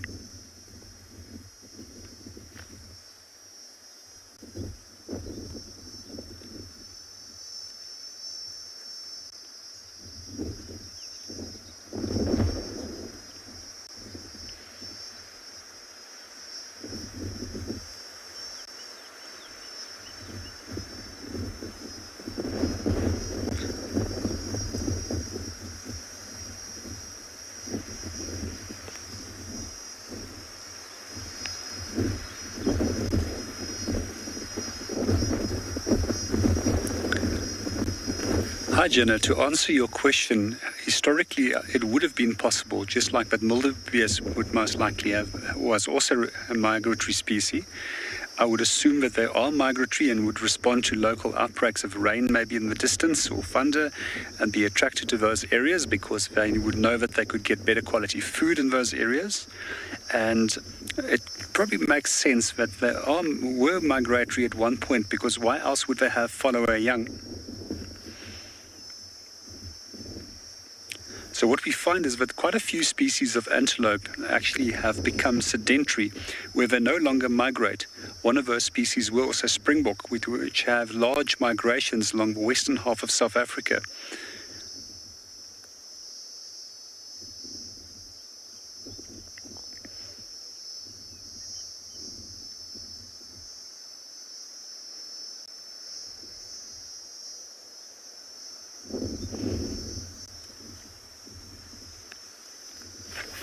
We're just going to...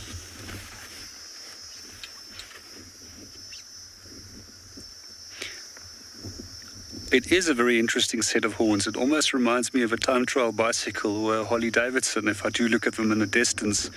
And that is one of the ways that I easily remembered how to separate them from a similar looking tsessebe when I started guiding.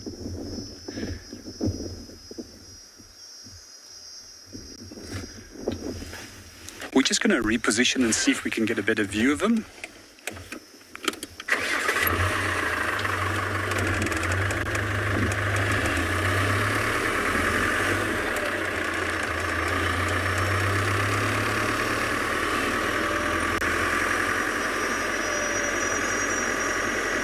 So it seems that they're slowly making their way towards water, and we just hope that they are going to make their way over here. So we're almost at our waterhole, and in the meanwhile, we're going to hand you over to Lauren.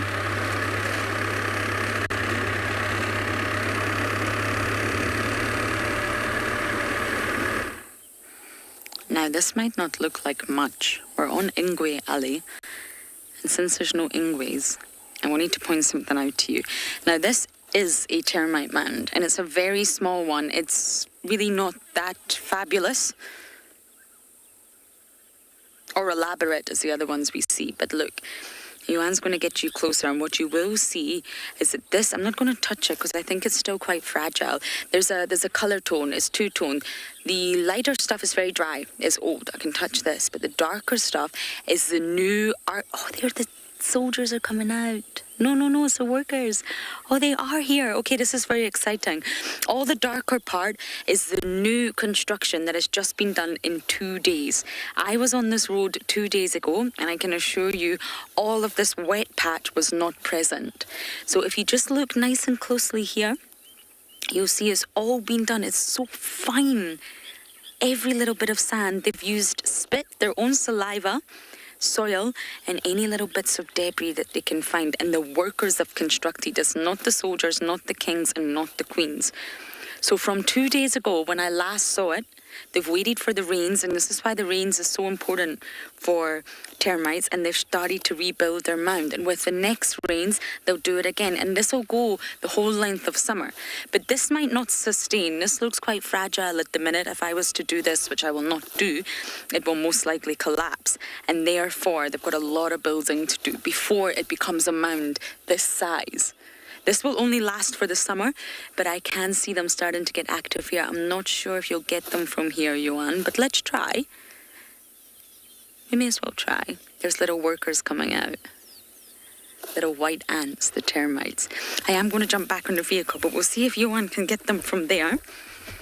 And it's just absolutely incredible how they're able to start building new structure like that as soon as the rains come. And what I'm thinking about doing is monitoring this. You can actually do 3D models, and I won't bore you. You can use a program. Did you manage to get them, Johan? You did? Fabulous. You can get a computer program. I used to 3D model corals. What you do is you just take lots and lots of photos from specific angles, and you mark them and whatnot, and then you put them into this program, and it creates a model for you. And with coral grows in a 3D sort of non-linear way. It grows out, but it also grows up. So therefore, to just measure it with a ruler or some calipers is not really going to work. So you 3D model it. And over the years, you can look at the models and see exactly how this coral, depending on the species, is taking shape. I think we can do the same with the mound. We can maybe 3D model it. Let's get closer. And just over the years, I may not be here, but it can continue on, and we can actually see how big and what shape this termite mound takes. I'm going to do that. After this segment, we're going to go back, and I'm going to start taking photos. Down. Kim, I don't really think there's a limit. The termites are just down here, Johan.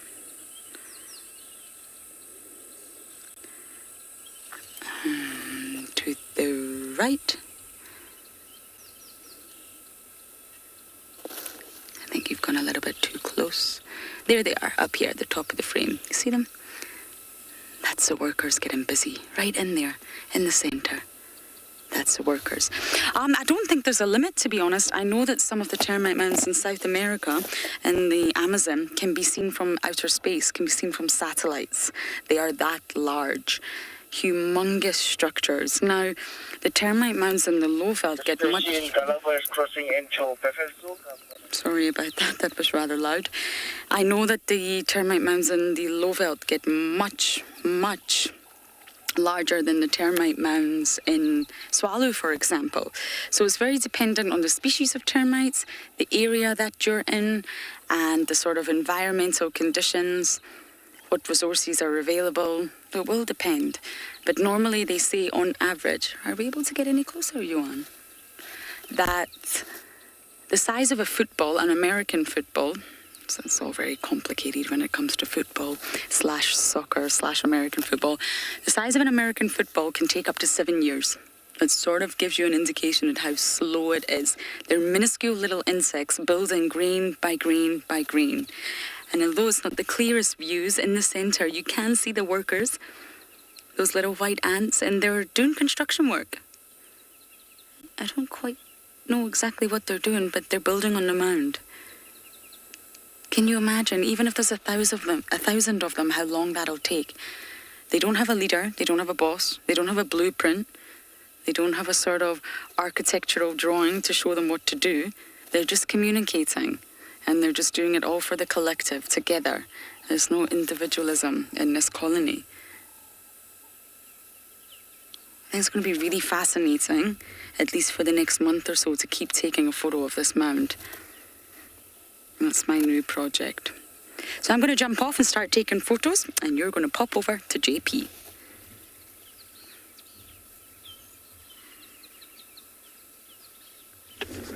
Yeah.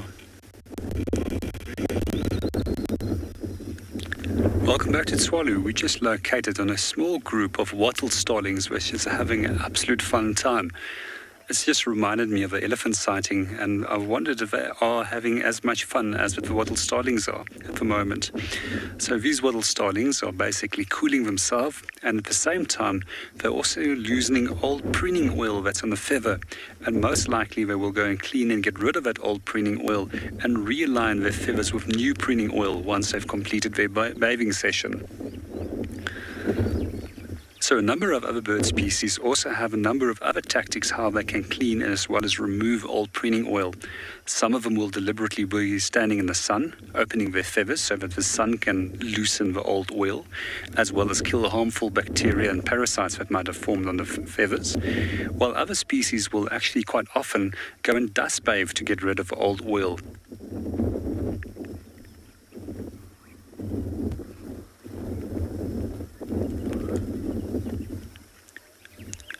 So quite often when we do see wattle starlings, they do form quite large groups. And for most of the year, they're absent from these areas where we are guiding in. And they normally will only return once there's been sufficient rain, and then normally do so in large numbers and breed within those areas. Once the food resources has been depleted, they normally leave after that, as short after that period.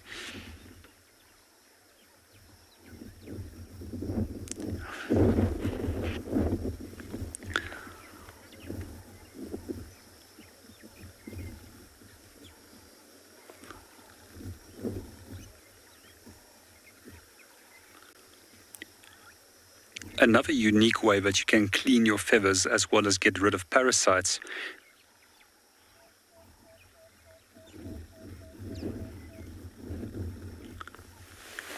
Hi Haley, to answer your question, most birds will actually do this to get rid of excess pruning oil and soften it.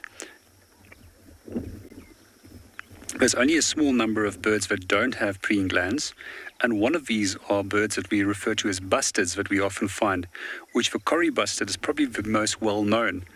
These actually have a very interesting powder-like substance from the feathers when the feathers break down, which helps them to keep the feathers in a good preen condition.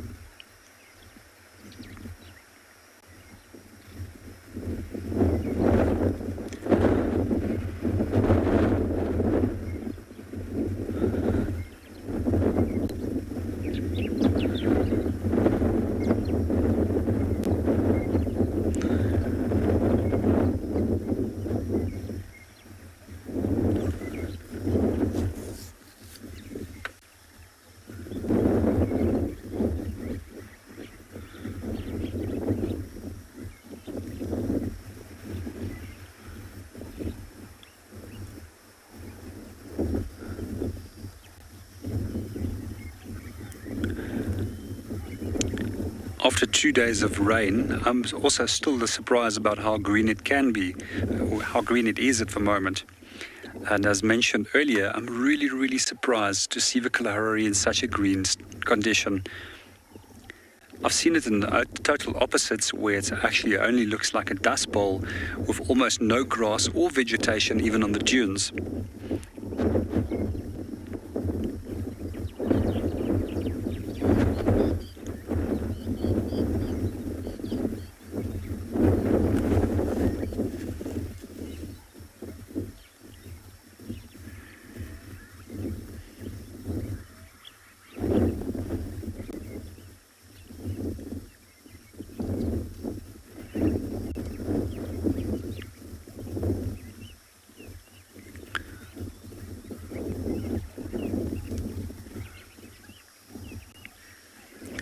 We're just going to spend a little bit more time around this waterhole, but in the meanwhile, we're going to hand you over to Pinda, where they're currently viewing giraffe.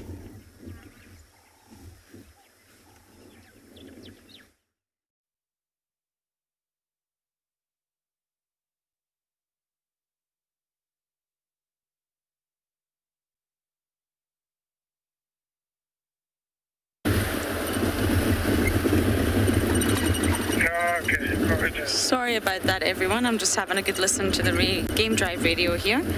I believe Pinda have vanished, but they will be back soon. Roller, what on earth were you doing on the road? But yes, sorry, I'm just catching some updates. Now, it looks like there's rain ahead after all. After that sunny afternoon, I think rain, but it seems to be moving south, so that's fine. I'm not worried about it this now, but what it does mean, because it's getting colder, there's another roller. Colder and darker, animals will be moving. So I'm just wanting to scratch around and see if we can see any signs of the Nkuhumas. And then I will... Sorry, something just caught my attention there. Hold on. And then I will go to the hyena den.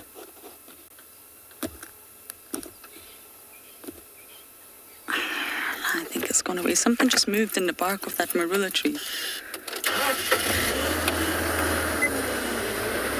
So yes, I'm looking for signs of any sort of movement from the Nkuhumas. It's a perfect time for lions to get mobile.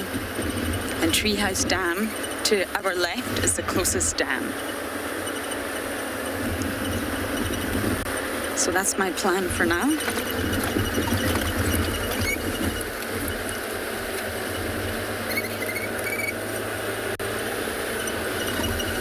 Just need to make sure no one's walked on this road.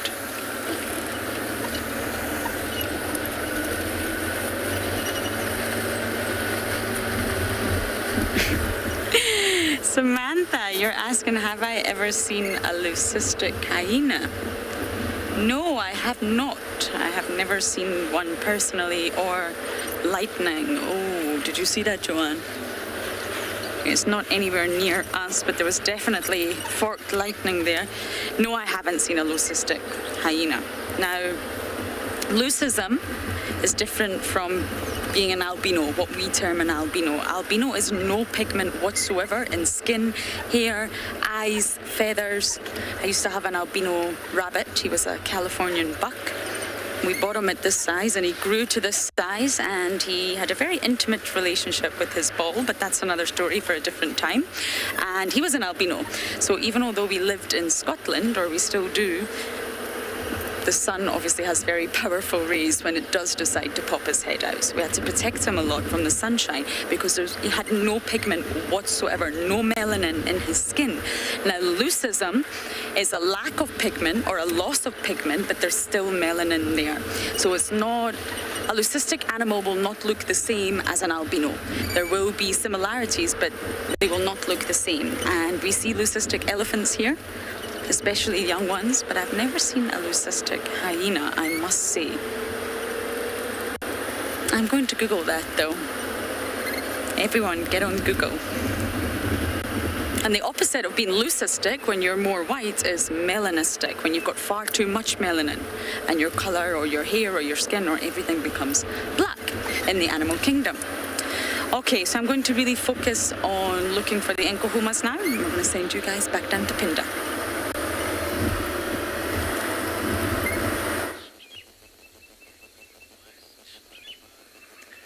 Welcome back to And Beyond Pinda.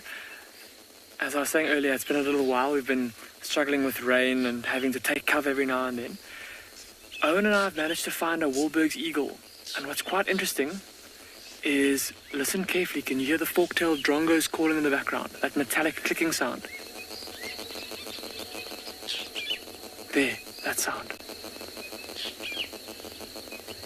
And it looks like there's a pair of them that are busily flying around this eagle, and they're mobbing it. They're flying down and trying to pick it. They're trying to intimidate it, to drive it away from this area. And I don't know if any of you have seen this before with fork-tailed drongos and large birds of prey. They can be quite aggressive towards large birds of prey, and quite fearless even. Now, we've often seen them flying at a rapid rate after a much bigger bird of prey, pecking it and dive bombing it and harassing it, trying to chase it away from where they are possibly nesting. Now, this Wahlberg's eagle, Sham, the poor thing, is just sitting there innocently, no doubt just looking for a place to take it easy for the night, to roost. I think it will probably fly from here. I don't think that's going to be a particularly good spot for it to roost. It's quite close to the ground, and that tree is quite flimsy. So I'm pretty sure that it's going to take off just now and maybe go back towards the tree in which it and its mate no doubt have a nest at this time of year. There's a drongo. You see the drongo flying down and mobbing the eagle. Now where the eagle's sitting, it's almost like it's positioned itself strategically. It's got a bit of cover. There's all those sticks around its head, and it's almost hampering the drongo from getting to it.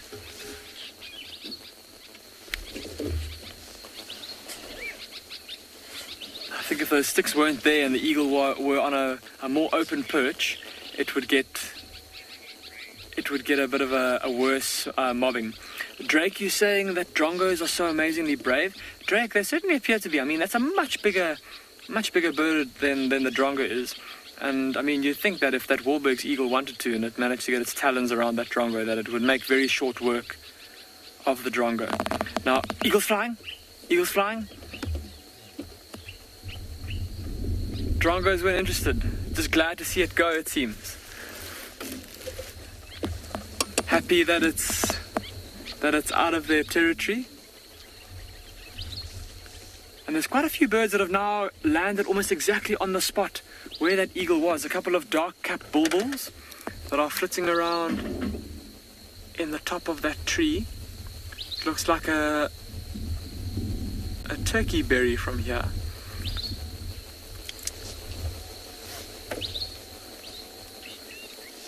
I can still hear the drongos calling.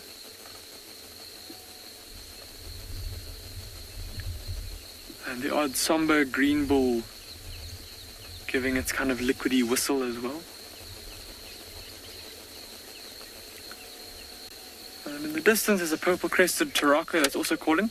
Amazing how, now we're just chatting now about how the rain has just brought out, as soon as it stopped raining, the number of bird calls just suddenly went crazy. We just suddenly started hearing a whole bunch of different birds calling. It was as if all of them suddenly just wanted to start singing. And frogs as well, even driving through the grassy patches, the grassy areas. We've been hearing Pinder rain frogs calling.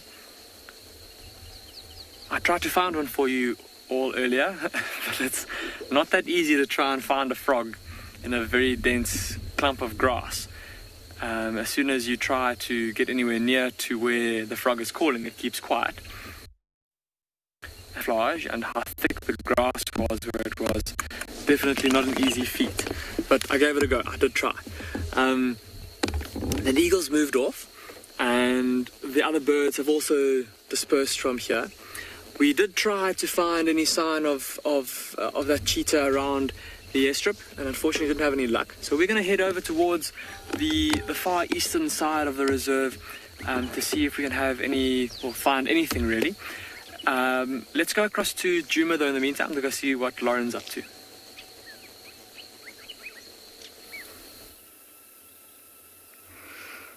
I am also looking for any animals I can.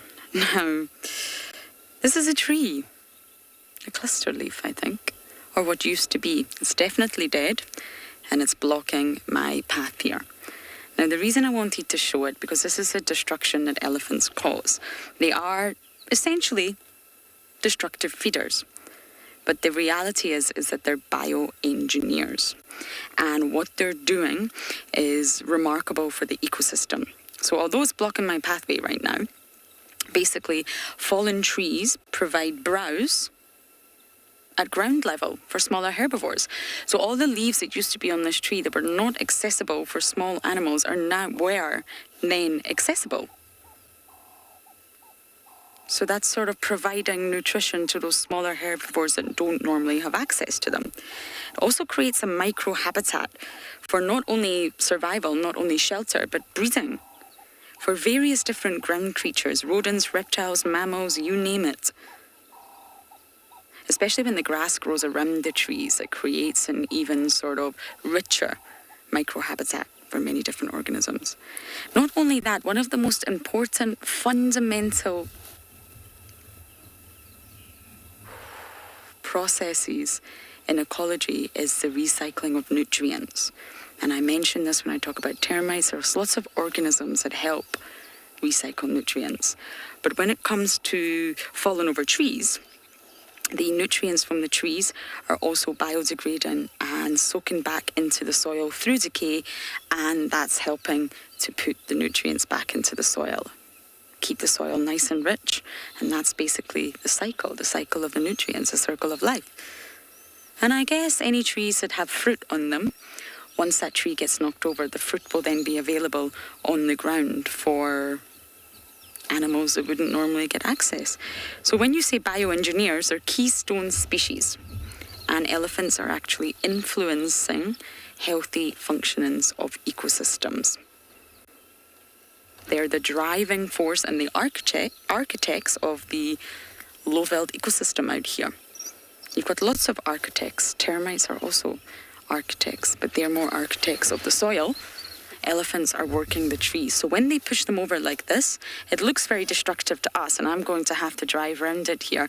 It's fundamental. As keystone species, they need to do this for the survival of the ecosystem.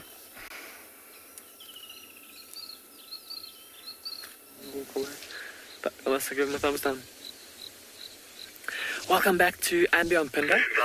We've just come around a corner and spotted two Inyala bulls that are now unfortunately making their way rapidly away from the road. There he goes. Look at that white mane along the ridge of his back. And see how he's heading into some pretty dense thickets there from the grassy patch that he's been on.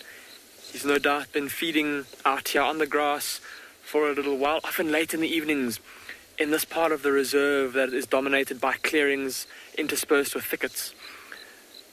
These Inyala will often come out into the clearings to feed on low-growing forbs, herbs, and even the new grass before retiring the area. Inyala with their camouflage, their big ears,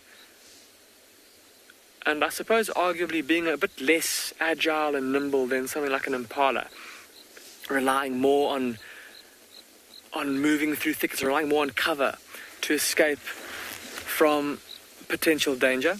But unfortunately, now that Inyala has moved off, we're going to continue as well. So Owen and I are going to carry on to go see what else we can find. Let's go across to Swalu to see what they're up to.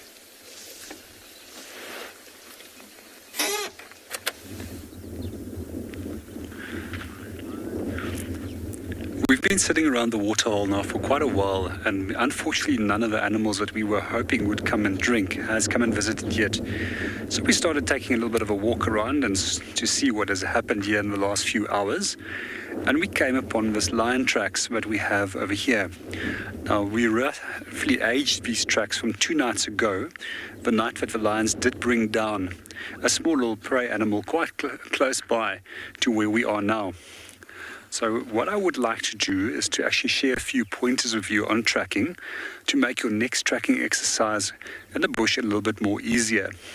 So our first principle of tracking, which we're always going to look at, is to get the direction and the light right, which is the two most important of the principles of tracking. So when we try and determine direction, we look at what direction that either sand has been flicked up or which the toes are pointing. In this case, we have the lion's tracks been clearly marking in the sand over here. Here's a back pad, and here's the toes, of which 4 is going to mark. So quite often when you do confuse hyena and lion, one of the pointers that you can look for is that lions actually have 3 distinct lobes at the back. Also a characteristic that separates it from dogs. What we'll also notice is that there's no nail marks present in the track, which you will always find with hyena. Now, the next important thing to look at when it comes to tracking is to also just sometimes step back and to look at the big picture. And you'll start noticing if there's more individuals that has been present, or you'll notice if there's any other signs that can potentially indicate that there was another species or other species that was involved in this specific movement of these animals. So to come back also, when we do look at tracks, we categorize them into 3 broad groups. Plantigrade tracks, which is very similar to a human track, or like baboon, where the animal will walk on the whole foot. Then the digit-grade track that we have here of a lion, which is a padded foot that allows for very silent walking and stalking. And quite often when we do follow lions and predators, you'll actually notice that they put their hind foot precisely where they put the front foot to avoid making a noise. Then the third category of tracks, which we have, is those of antelopes, zebras, and buffalo and giraffe, which we refer to as unguli-grade tracks, which is a hoof track that's often split into 2 or to 1 or 3 equal parts, depending if it's an odd-toed or even-toed ungulate.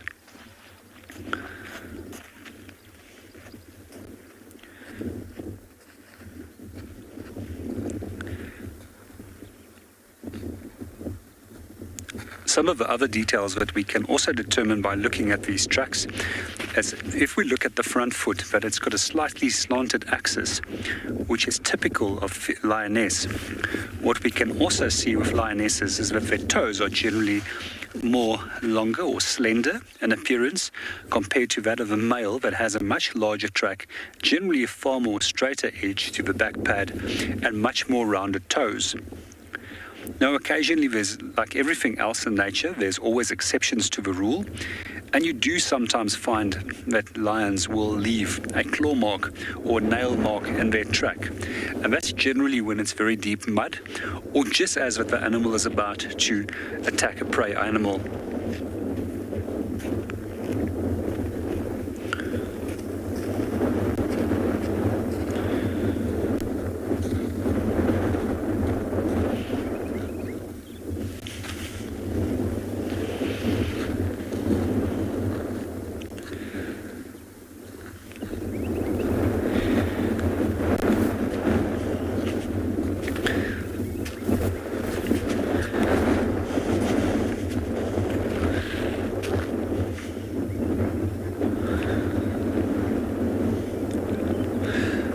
There's a number of animals that has identical tracks, which is actually very difficult to separate in the field.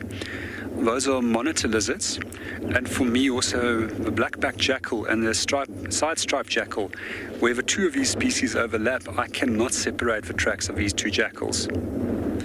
However, some claim that if you look at the impression of a track, it actually leaves a deeper impression with side-striped jackal. However, I've not been able to see that for myself. As that the animal is quite a little bit heavier, that is the reasoning why they say that it might leave a little bit of a deeper impression.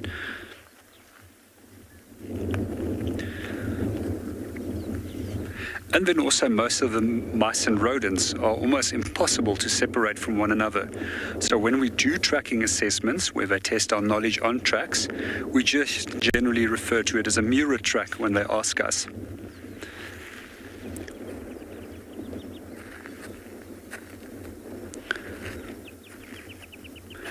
Then certain species of birds as well.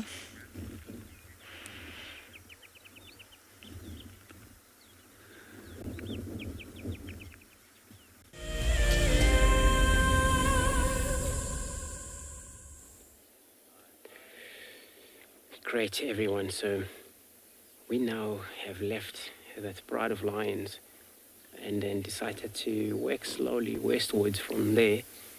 As you can see, the weather actually it's changing quite quick, where it's lightning, heavy lightning coming from the west. And then all of the heat that was taking place is when we begin the drive. It's all now started to cool off. No wind yet, but the cloud is actually developing up. Where you see on the west, and that's where the sun usually sets. But the minute you see all of the golden sky and then all of the dark cloud right above that, is that, you know, all of the thunder, it's pushing too much. Either it's going to come towards our direction or avoid us slightly to the west part of the reserve. But if it's ever a wind blows north, because we normally receive rain from, or when the wind blows from the south to the north, that's our rain fall usually begin from that area. So now we're going to be working slowly in this area, but you know, still remember that the two lionesses, they haven't actually been found, the one that disappeared in the morning. So I have two guides that they're working in the area, and then that is slightly close to home immediately. I think it's going to be about dropping and sort of things like that, and we can make it to the covered immediately just before we get everything wet up. So this is the plan for right now. But leopard is still on we're still on a process of looking for leopards, which everybody's looking for leopards since it hasn't been in a sighting around here. So hopefully we get luck.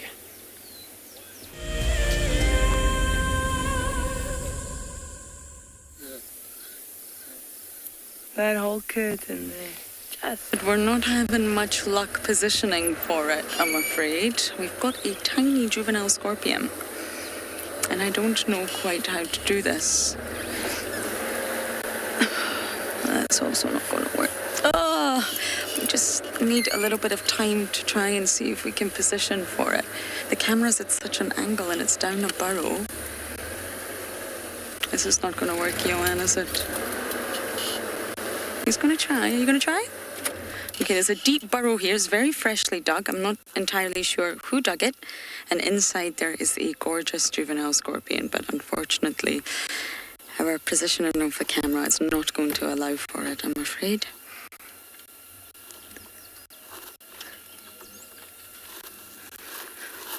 Alrighty, mission aborted. How unfortunate. It's tiny. We got really lucky with the scorpion the other day. But not today.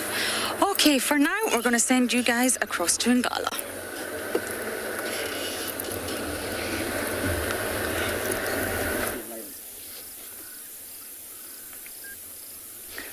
Welcome back to and Beyond Ngala, where we are currently sitting and looking at the moon. It's not dark yet, but Vicky has zoomed in quite closely there. And right below it, we've got another surprise for you.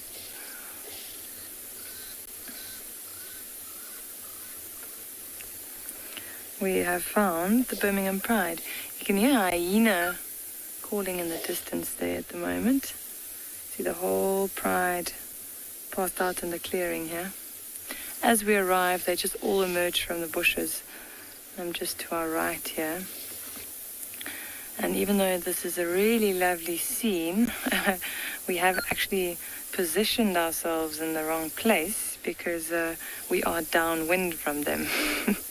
So as they came out of the bushes, they all decided to go for a little bathroom break in front of us here. So from a sensory point of view, it's not the best experience for us here, but it is very nice to look at.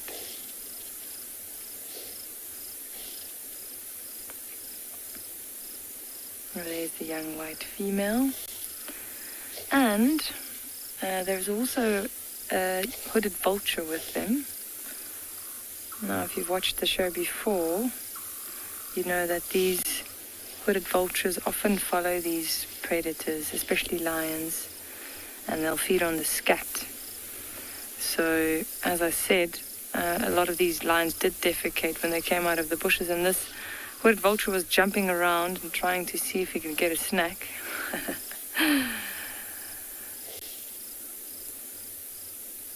Definitely doesn't sound appealing to me, but that's what he's after. We can hear some thunder in the background as well.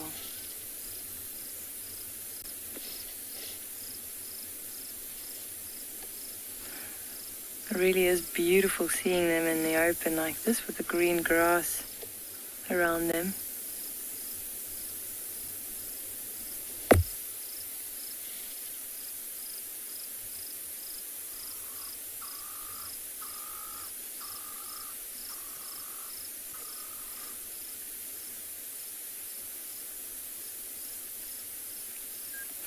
Johnny's asking if these lions have eaten recently.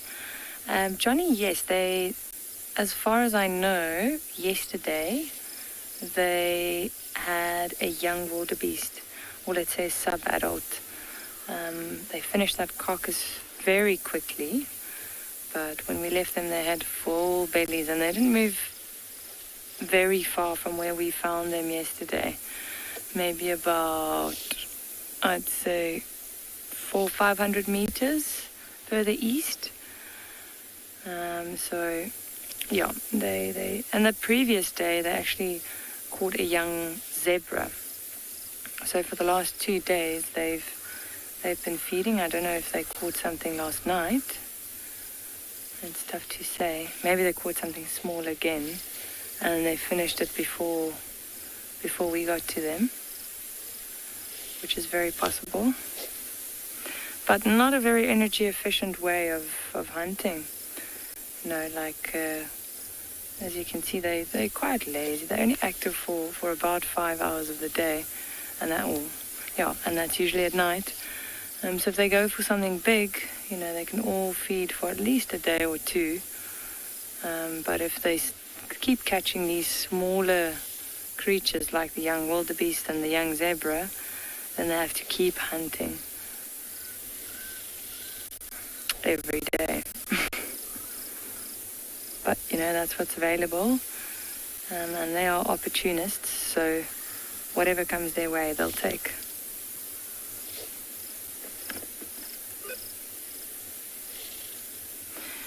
You see both Ross males are here as well, so you can see the one's just on his back here in front of us, and then his brother between him and the pride. You can just see his back foot, back leg sticking up there above the grass.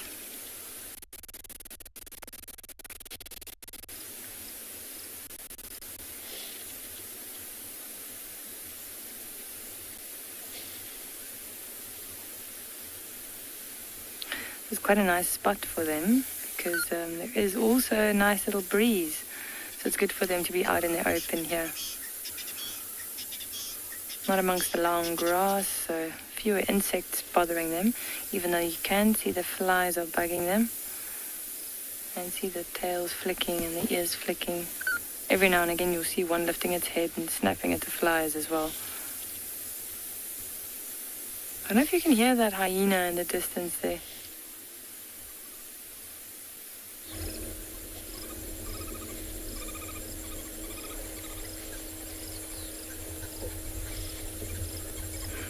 Here's the young white female again.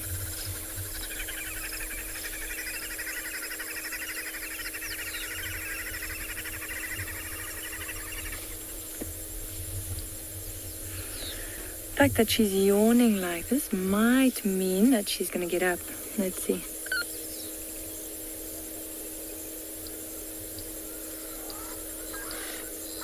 Oh, sorry, Dad, I missed that question. Could you repeat it?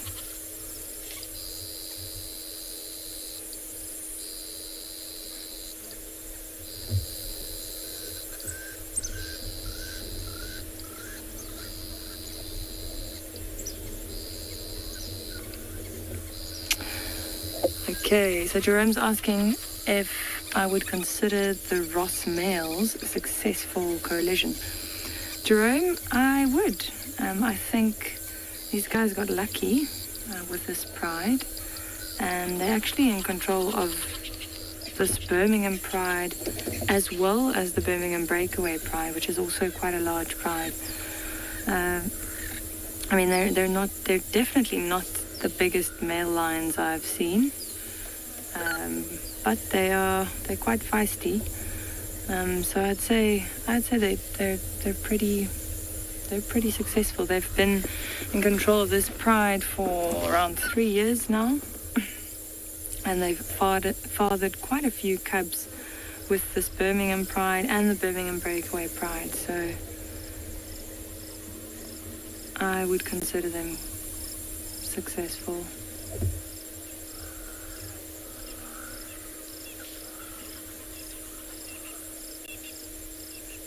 Let's see if he greets his brother there.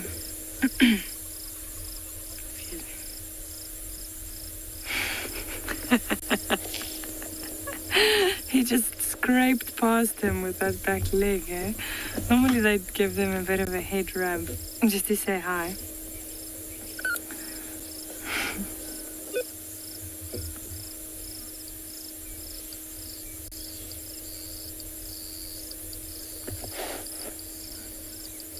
You can actually see the difference in the manes when you're looking at the males now from the back.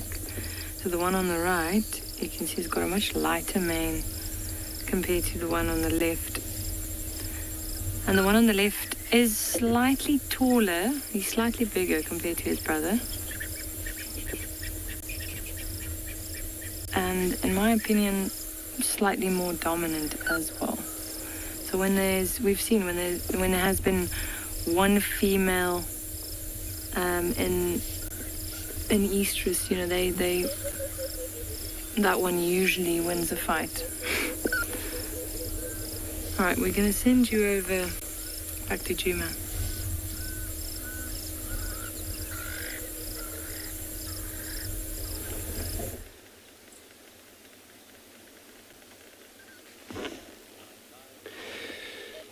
All right, everyone, so we now have a young bull elephant here. Still looks like he's trying his lucky.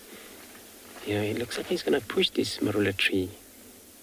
But he's actually shaking it, which is usually when I do that, it's that marula fruit which usually fall down after they shake the tree like that. Push forth, back. In that way, the marula fruits fall off. But I'm not sure, because it's not actually season for those marula fruits to ripe right now. So we've seen him go up, trying to reach the very top branch. There was more than one elephant, which is another one, actually move away from us already. They're probably happy with the weather is changing, so they would actually do their movement quite easy in this area.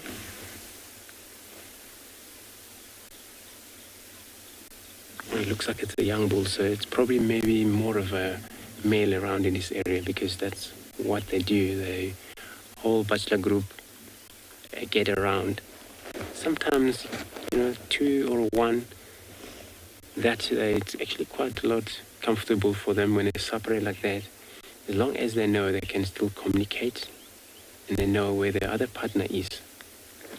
But for their own benefit, it's good because they don't have to push one another in case of feeding, when they all bull are together. More likely, the strong one will push the small one away from a very, very good grazing area, where then the young one has to move off because of being pushed off. So here, what we see, it's so great.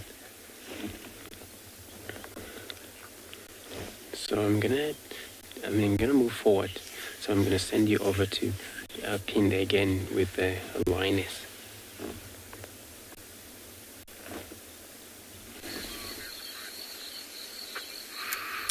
Welcome back to Beyond Pinda. What a stroke of luck.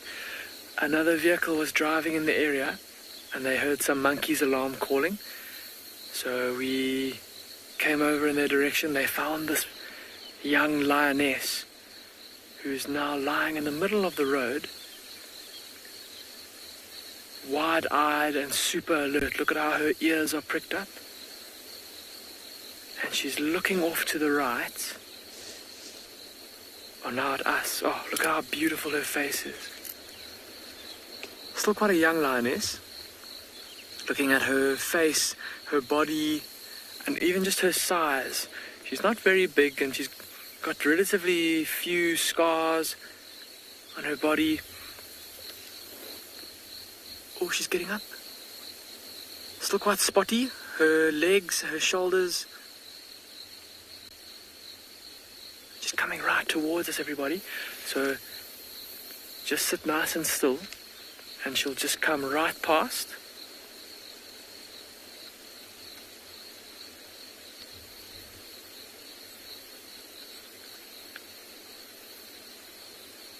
Going around the back of the vehicle.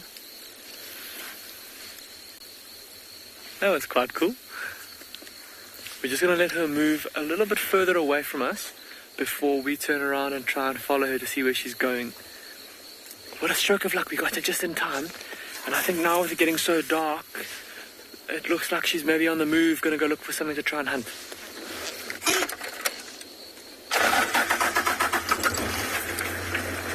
Let's turn ourselves around.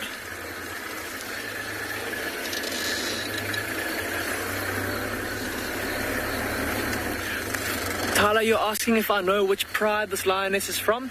Just looking at her markings, she looks like she's one of the sub-adult lionesses. The pride we know as the mountain pride. And she's going... We're going to try and stick with her.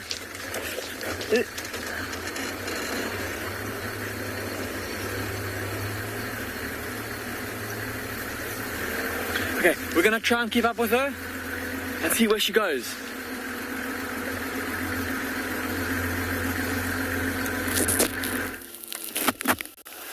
Incredible interactions at the hyena den. We've got June, who ran to Ribbon, ran to her. So much excitement. She came to the den, she saw that the other hyenas were here, and they're all just having a lovely time. We've got Sutu right in front of us. June's other daughter, Sutu, who I have not seen in quite some time, with a huge full belly and an extended pseudopenis. She's very excited, and June, I hope, is going to get her little one.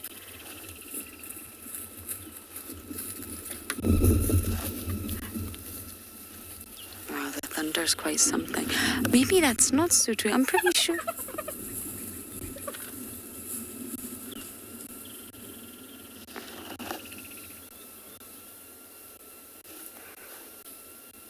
I actually don't think that was Sutu. Sorry, I've completely got that wrong. I don't know who that other hyena is. I got that wrong.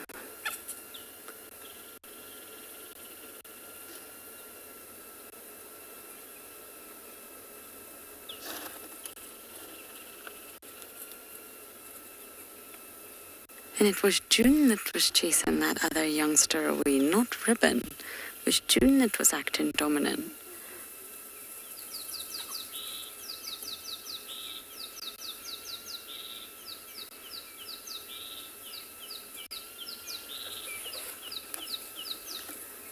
Wow, June's got her tail up, acting extremely dominant and aggressive.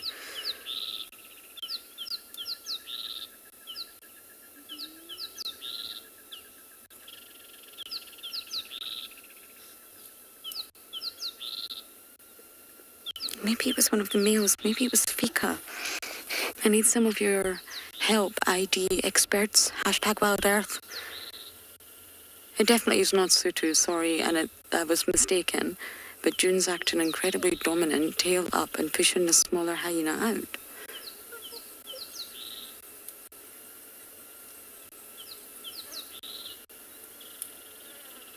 Wow, it wasn't Ribbon. Ribbon's just chill. Fascinating. Okay, we're going to sit here a little bit longer, hoping to see the cub, but we're going to send you over to Ngala at Ngala.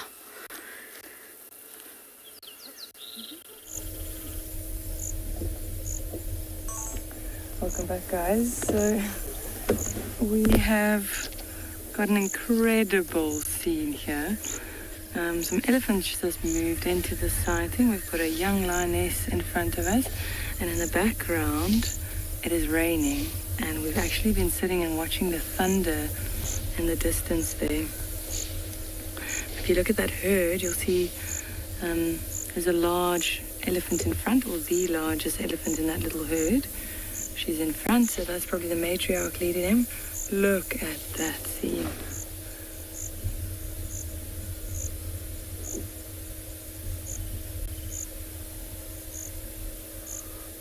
And we just need another flash of lightning in the background. And nothing can beat that.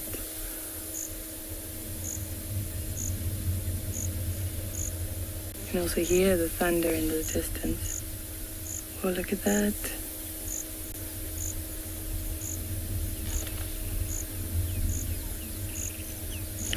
Interesting how these elephants just kind of snuck up on us again from the back.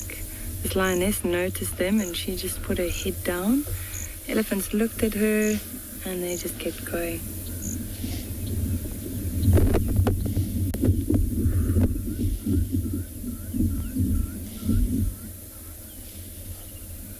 I'm sure you all heard that one. That was really loud. Looks like that rain is moving in our direction. Hope you packed your poncho, BK.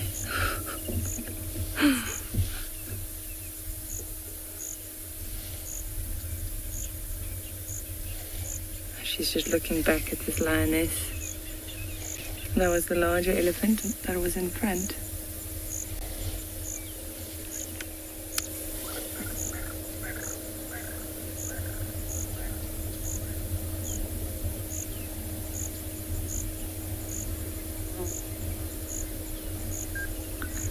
Painticle, it's really, really spectacular. Like, I can't get over it. We're in the right spot this evening. And off to our right, you know, it's like it changes into these pastel colors. Let's see if BK can get that for you as well. Look at that. These clouds are incredible. But it's definitely, you know, where we started now, it's definitely raining in the distance there. You can just see that big dark curtain of rain that's moving in our direction from the mountains. But it's so beautiful to watch it from a distance and to listen to the thunder and watch the lightning. Interesting that this lioness is just off by herself here. You know, the rest of the pride's behind us. And she's just facing the opposite direction. Maybe she also likes the lightning.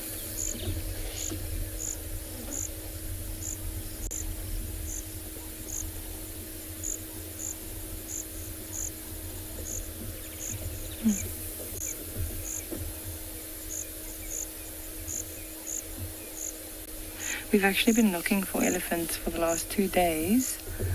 With little luck. The reserve is so thick at the moment, so we've been seeing signs of them, but we haven't been finding them, and now they found us. Oof, big yawn.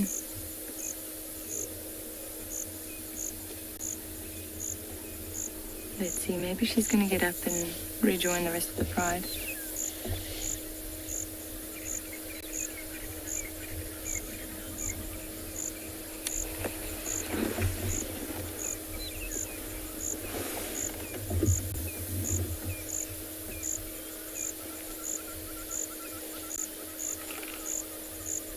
That is spectacular.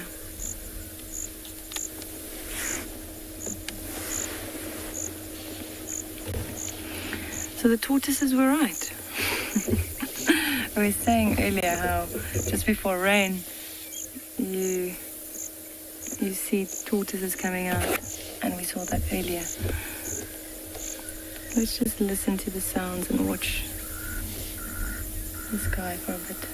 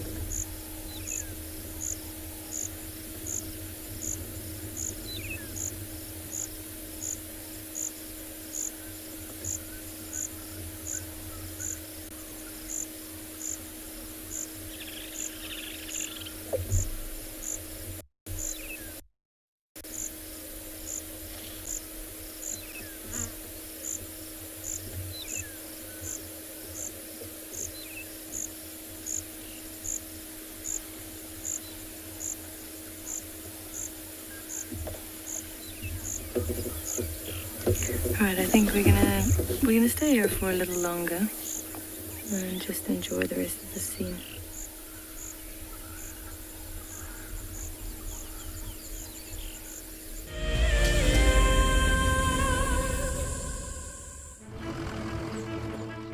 My name is Taylor McCurdy, and I work for Eco Training.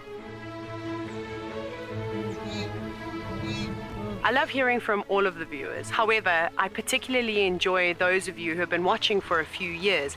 Your questions are just so advanced and they really get me thinking.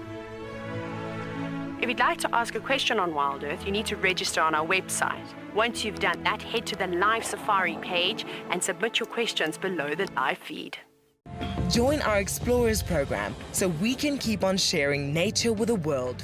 For a monthly subscription, you will have the opportunity to win fantastic Wild Earth expeditions, have access to an animal identification app, receive weekly highlights from our shows, and much more. All the money will go to keeping these live safaris on air, which in turn connects a global population with nature. Hello everyone, my name is Trishala and I am a naturalist and safari guide here in Djuma Game Reserve in the Sabi Sands in South Africa. I think that the information that we provide and most importantly the questions that you ask give both you and I a really good idea of what's going on. My friend Fernando here, he's a flat-necked chameleon and I love them. They're just these gems that you manage to find in the bush. Catch up with the guides daily here on Wild Earth. Have you been watching Wild Earth and dreamt of being right there on safari with one of the guides? Well, now you can. Wild Earth is offering you a chance to buy a ticket to dream. You or a friend can hop on board a live Wild Earth show and join our guide on safari. The ticket is redeemable at any of our locations, anytime in the future. Only a limited number of tickets are available, so don't wait. Get your ticket now and start dreaming. Terms and conditions apply.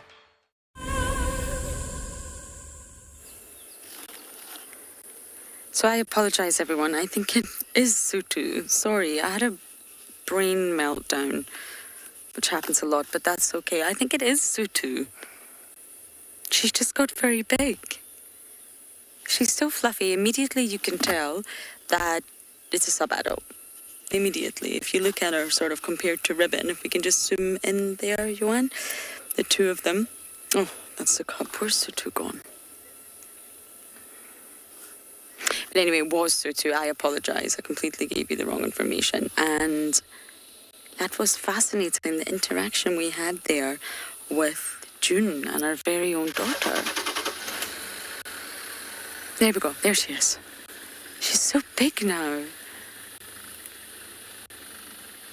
Now, she's still welcome at the den, clearly, but that was a very dominant interaction.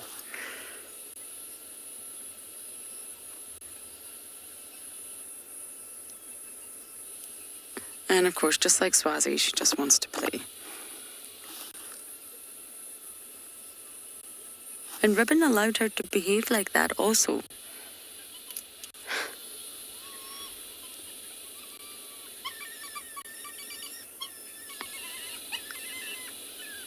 June's nervous here. She must be suckling.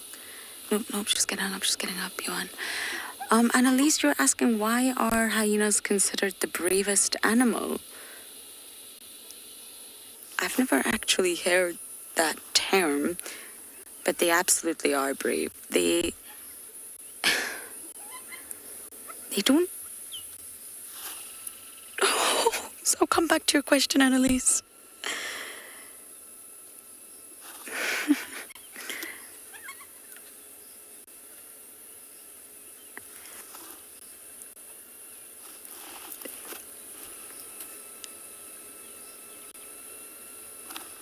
So precious.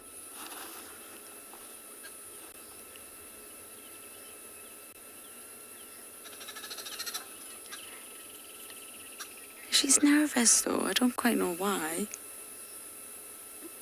But yes, they are very brave in that they just walk into situations.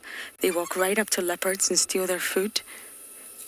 They walk right past lions. They chase off vultures. What's going on here? Everybody's on high alert. Oh, sorry, not Ribbon. She's not on high alert.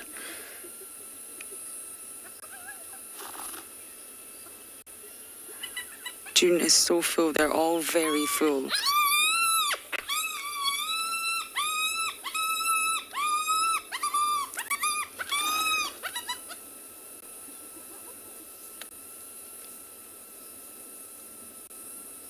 Can I just explain to you what happened there? That was a tantrum. Ribbon got up there to move, and that was a tantrum. If you heard that vocalizations loud and clear, that was exactly what that was. Okay, June, go back and get your baby.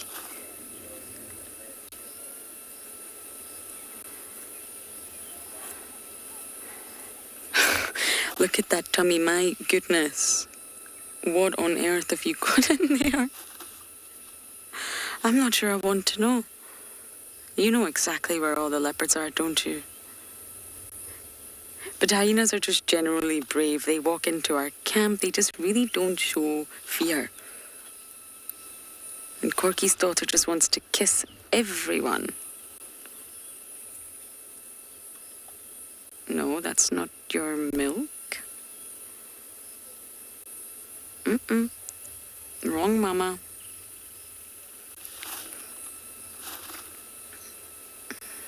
I think I can see the cub's head popping out, but we're losing light, which is so unfortunate. I wish it would just come out to cuddle under Mum's tummy. It's so cute.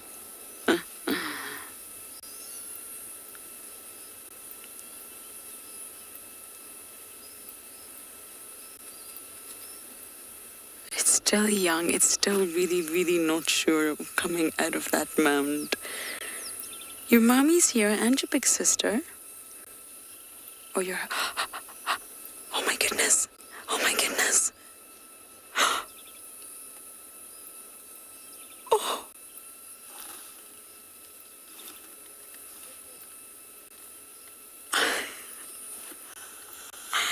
That's the first look we've got at it properly, everyone. The little black bear that is in fact a hyena and not a black bear at all.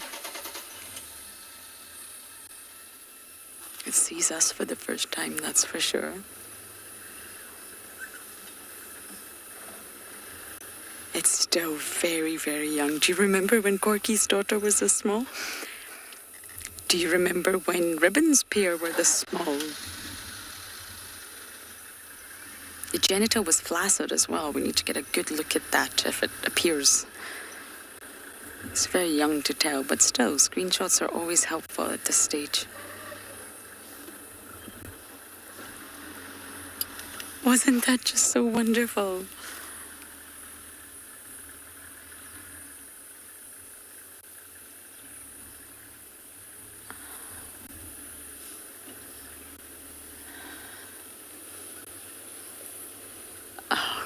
I'm definitely going to stay here a little bit longer, but you guys are going to head down to Swallow.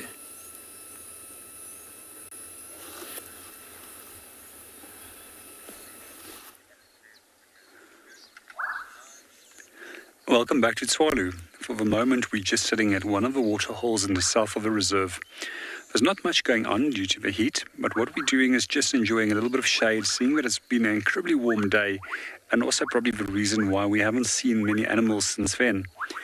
But in the meanwhile, we're also enjoying the sounds of some frogs that are busy calling at this little pan. And I would like to just be quiet for a short little while and point out the little bubbling casino that's making this beautiful bubbling call.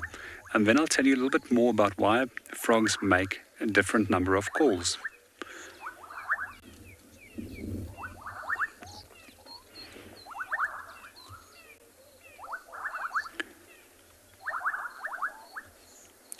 So one of the first reasons why frogs call is calls that are specifically being made by males, and those are there to attract females. So what they will do, just like the cicadas that we discussed earlier, some individuals will also sneak up closer to these more dominant calling males and intercept the females that that come to mate with these stronger males. The second reason why frogs make calls is also for distress. And quite often you will hear distress calls being made by frogs, especially when a frog has been caught by a brown water snake. The third reason why they produce calls is actually to terminate mating. So quite often when a female is finished with producing eggs, it's time for the male to finish, and she simply tells him, hey, it's time to get off. There's another reason why they also have a call, and there's also a release call that's produced by males. Quite often when frogs do mate, they do go into a frenzy while mating, and accidentally males will mount males. And simply what they're saying is, hey, get off me, I'm a dude.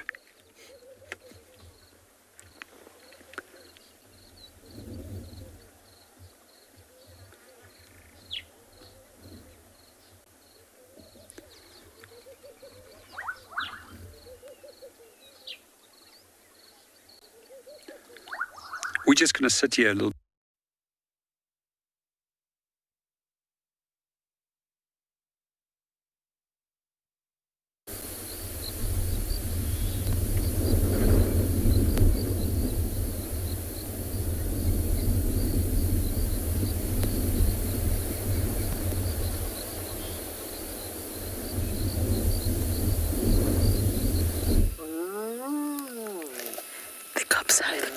The cubs out, and Sutu's here.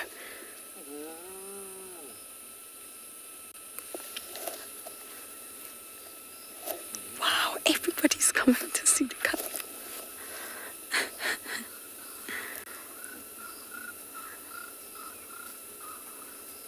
Sorry about Swallow, I don't quite know what happened, but it's good you're back with us. The cub seems to be really meeting everybody right now.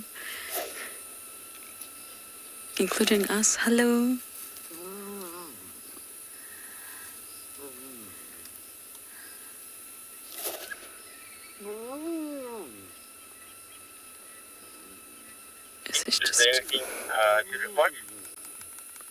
This is a big blur of spots. Not quite sure where to look.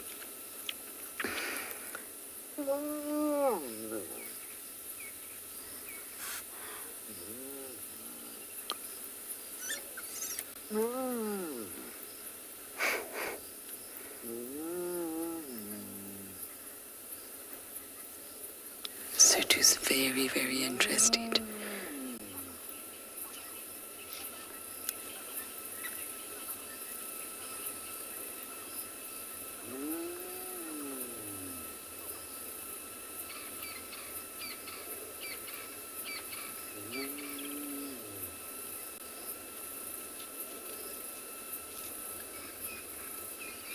Sutu, I think you're a little bit too old for that now.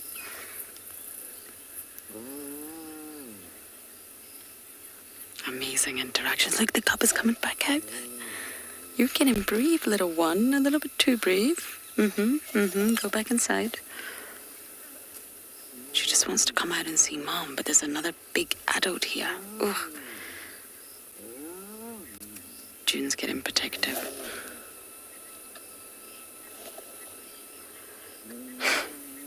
David, what a great name. Yes, hyena chit-chat. If only we could understand. Look at June blocking the stain, pushing Sutu away. See that?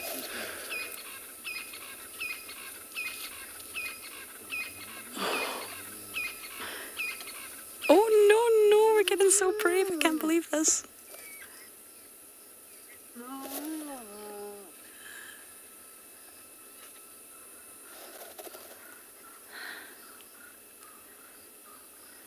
And look at the other little munchkins are coming along to see what's going on.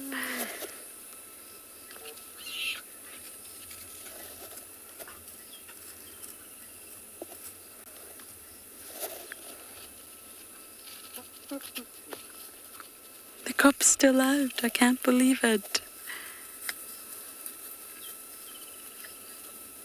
It's getting braver and braver by the day. It is the bravest animal after all.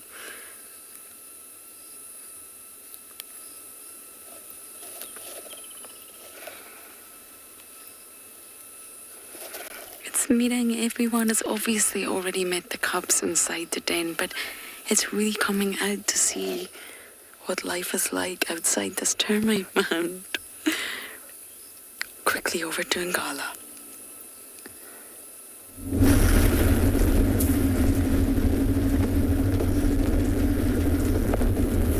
Alright, so we are just following a lioness that is busy chasing a herd of wildebeest. There are quite a few youngsters amongst them. You can see the wildebeest in front of us here. No, she's given up. She's given up. I think by the time she started chasing, they'd already seen her. Let's just see if there's a gap through here.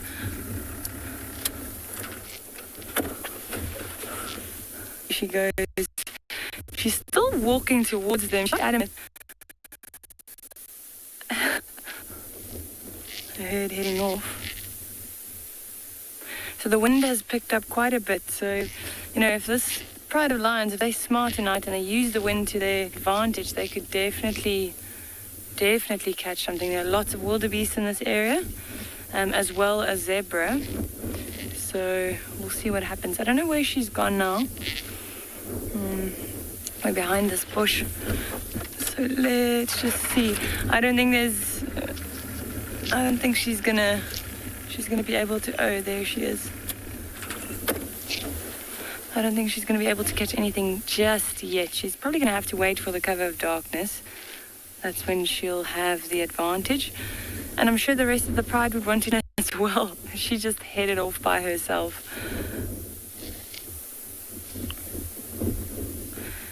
Maybe she didn't have as much as the rest yesterday.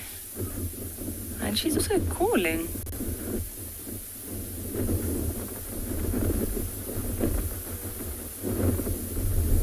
Let's just see. Earlier we heard her doing that as well, and she's making soft contact calls. And the only members missing from the pride is that female that's denning, and then that other young lioness with the 2 9-month-old cubs, and the male that she made long ago. There you go, calling again.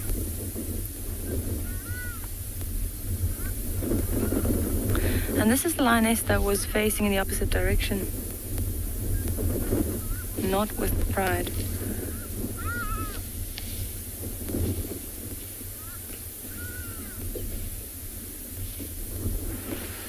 All right, I'm going to turn around. We'll see if we can get a bit of view of her on the other side.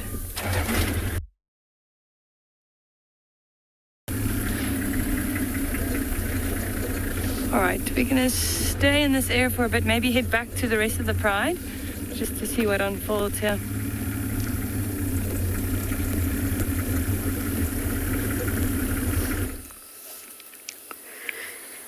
What an exciting drive. It is unbelievable here. Sutu is meeting her little half-sister. June got a bit protective and started pushing Sutu out the way, not aggressively. Just like this. Come on, leave. And June... That's Ribbon's boys again. And June picked her cub up by the nape of the neck and shoved it in the den. As if to say, go back in, little one, enough is enough. But Sutu's now met her little brother or sister. What an exhausting night for June. I feel you, girl. Well, that's the cub officially made its entrance. I'm sure every day that we come here now, this cub is going to be leaping further and further away, taking on adventures. I knew because we spotted June in that mud wallow, she was going to come tonight.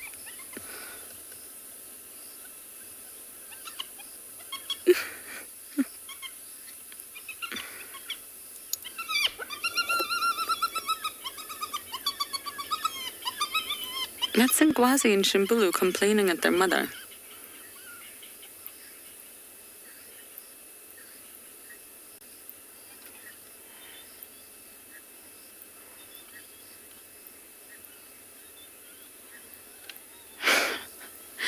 I know why you're asking that question, but believe it or not, they do fit in the den. You would think not. They're huge. But yes, they do. It must be much sort of larger and accessible than we think. Remember last year I watched Plonk. I sat live and I said, no way is Plonk going to fit into this den. He was running amok between the 3 Philemon's dens. And I said, no, he's not going to be able to fit in. And dive bomb, he went into the den and disappeared. So I think inside there's a lot of sort of reconstruction that's gone on to allow room for the bigger hyenas. I think they dig a lot when they're in there. There's obviously an entrance hole and an exit hole. And yes, they still fit in. But they're still clearly very demanding of Mum. Where are you going, June? Huh?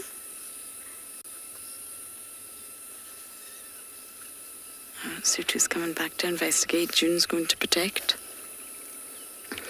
It's not that Sutu would harm the cub. It's just she's getting very excited. Hyenas sometimes struggle with, I'm using this word loosely, but their emotions. They get very, very excited about things. And all the sniffing and licking, and it could just be a little bit too much. The cub could end up getting injured by accident. And that's exactly why June has just been very protective over this little one at this minute.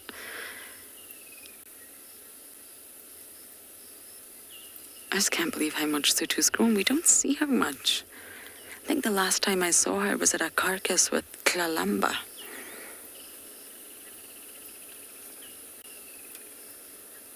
Or should I say she was waiting at the bottom of a tree while Klalamba was up the tree with a carcass.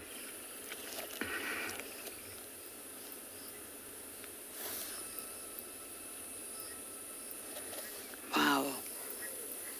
This is one of the interactions that I've been waiting on, and it's very, very amicable. It's very neutral between June and Ribbon. There was no aggression, or Ribbon didn't exert any sort of dominance over June. She can do if she feels she needs to remind everyone of her status. But in this situation, she didn't. It was just excitement to see one another. I think it's getting very dark. Do we need to go into IR or not just yet? Johan says we're good for now, but probably the next time you see us, we will be in infrared, and we're going to send you guys across to Andrew with some elephants.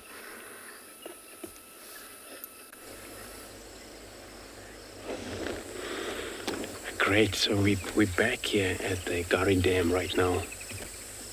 And this is another different herd of elephants. Looks like a herd of elephants has been everywhere today. And then it's a surprise that sometimes it's in a time where you need them. They're around, and there are quite a lot of herds in the area. But when they decided to move off, and they're off, and they're gone somewhere else. So it's good that, we got them now drinking. It probably happened that it's the same timing group of those we've seen back there. But also there's one of a young one in this group that is still very young. That see, it's moving between their mother. This is why they're so protective. And they're so protective because the herd all take care of their young one, raise them up. And then it gets very dark, and that's where they're very careful about making sure that no other approach around them. And they have a greater sense of smell as well. Our sight a bit poor, but sense of smell and the hearing, it's phenomenal. So if they ever smell anything strange in terms of a danger around or a human, of course the behavior changes very quickly. And you'll see that behavior, they're just gonna trumpet around, run around, and that for sure they will be rising their heads up, trying to understand what is happening in the area. And these young ones, they're more likely to get around in the middle of the herd when that happens. so great that looks like it's probably what a wildebeest on the far end. I'm not sure if it's a wildebeest. Maybe it's also a water buck coming in from the other side.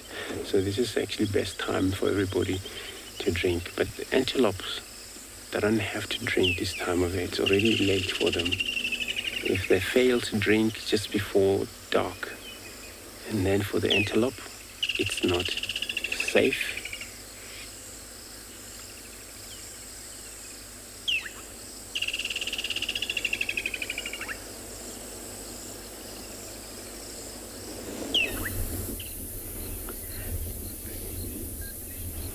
Right, so that lioness has moved off just behind us, but we got stuck on the sunset. I mean, it just keeps getting better and better.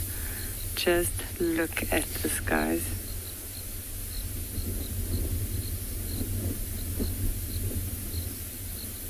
I think I've taken about 1 million pictures. And then there's the lightning in amongst this.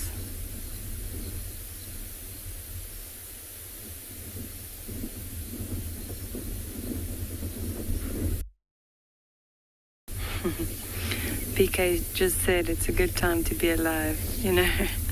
We get to witness this. And we get to share it with you guys at home.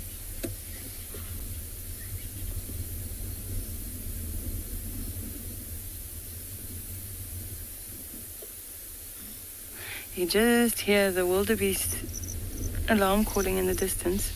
This female's still lurking around.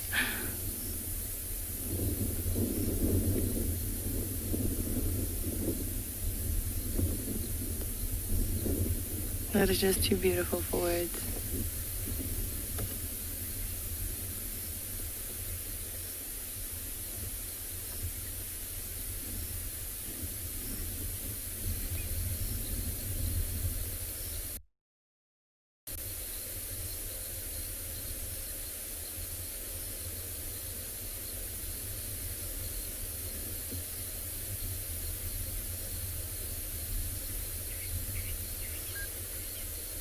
Some comments coming in and everyone's saying this is very beautiful.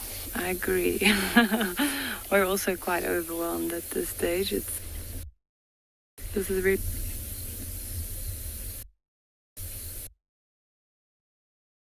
really misremembered. We still have the lions like just off to the side here. This one female chasing around the wildebeest. And this is the backdrop.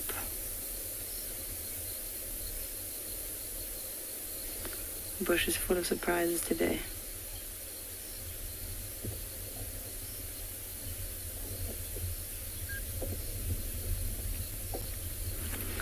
All right, I think we're going to quickly loop back to see what they're up to.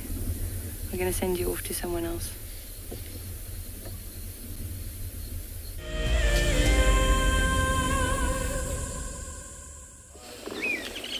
Great, cool. So our elephants have gone now. So all the beauty of the sunset that you can see already, sunset is already gone, but all their golden cloud that they're all taking places. That's what now it's all about. So this is actually completely beautiful of the sunset ever. So we're going to take this silent of a minute of a silent here.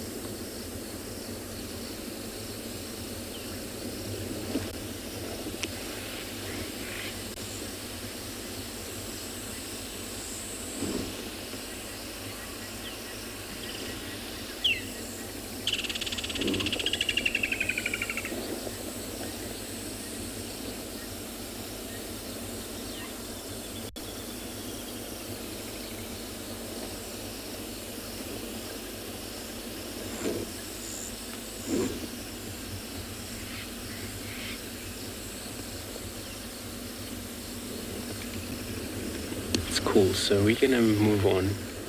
And now we're gonna be working with the spotlight. And then we're gonna be heading back to those position of the lionesses from this morning. You know, hopefully we pick them up with a spotlight. So let's hope we get them started to move for us, just to get to enjoy them.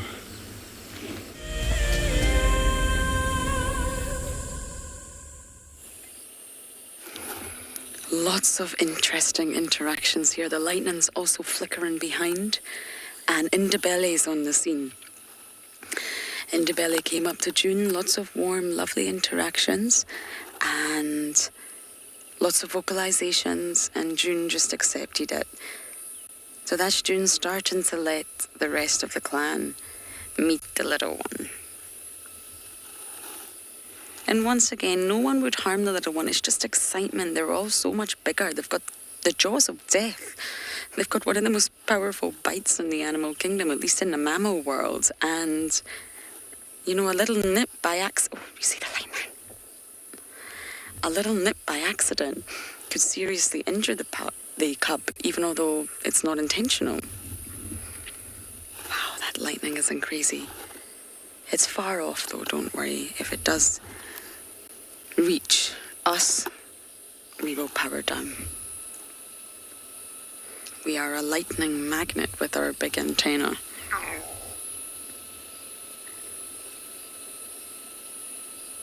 What a scene. So Indabele, for those of you who have never really spent much time with her, she's Swazi's twin sister. And they look very, very similar, actually. I think they look very similar. And it's Pretty's daughter. Same age as Swazi, of course. It would be slightly worrying if they were twins and they were different ages. And she will not leave the clan. Swazi might disperse, but Indabele will not. She's a female, so she'll stay with the clan. And they were both born in September 2008, so they're well over 2 years old now. There she goes again, look.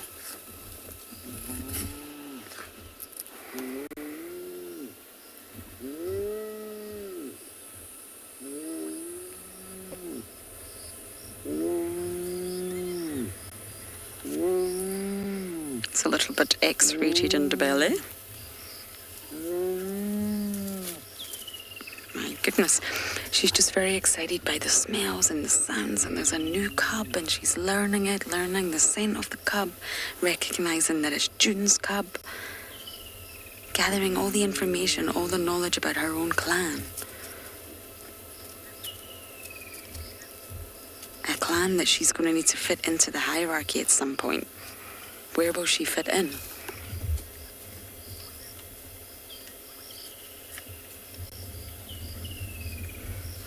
Like a storm? I attempted it, at least. Not entirely sure I got it correct. But on like a scone. That could possibly be the correct one. No, they will only feed off their own mother.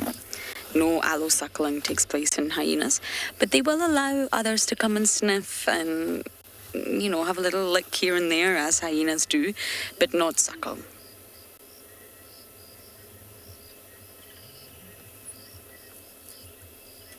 And there has been incidents where really, really low rankers, especially in bigger clans, they will just accept the high rankers' cubs to suckle from them if they're being so demanding. So sometimes they're just bullied into allowing it and they just let it happen to keep the peace. But general rule of thumb, no, they don't. And going back to Indabele, Pretty was high ranked. Pretty was said to be number 2 under Corky, and they had a very, very close friendship. So not only did Corky fall... Oh, our IR light's just gone off. Apologies. We're having a little bit of trouble with it.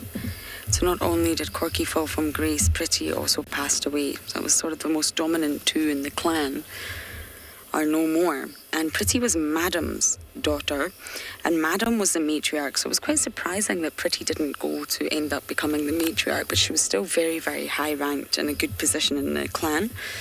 So Ndebele comes from a high-ranked mother, but she's no longer alive. So I think it'd be really, really interesting to see where she fits into the hierarchy once she gets older. She's still too young at the minute. Wow, look at that. Our IR light's not working, but you can still see the flashes of lightning.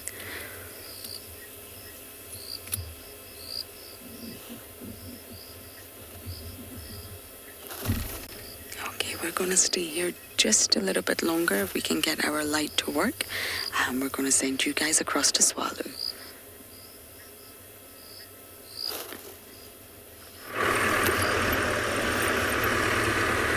Welcome back to Swallow. At the moment, we're just driving slightly further north, seeing if we can locate on any other animal activity. With the heat today, it seems as if it's been incredibly quiet, and we hope fully very soon the sun is also going to drop behind the Coronaberg. Just like to try and also get a little bit of elevation. We hopefully can just get that little picture in of the sun disappearing behind the mountains.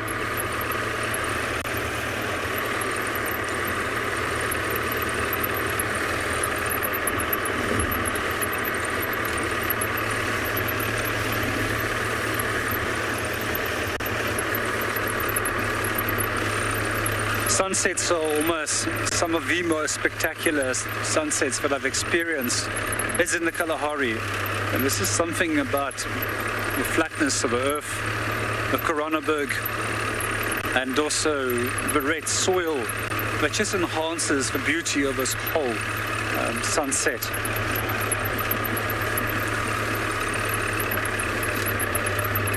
At different times of the year, it also has different hues in terms of coloration. Sometimes from deep oranges and reds, sometimes to almost a purple coloration on the horizon.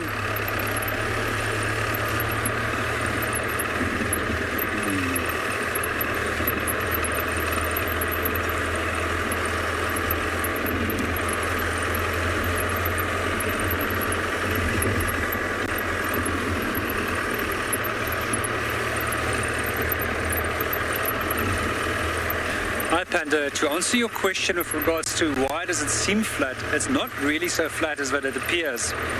We've got dunes that are on average roughly 10 to 20 meters high. We've also got mountains, but because you can't see one crest from the next crest of a dune, the landscape actually does appear to be flat.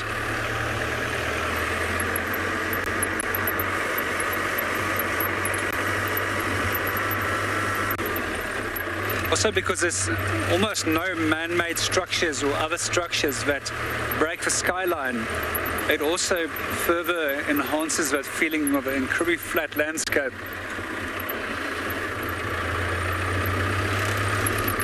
That's it.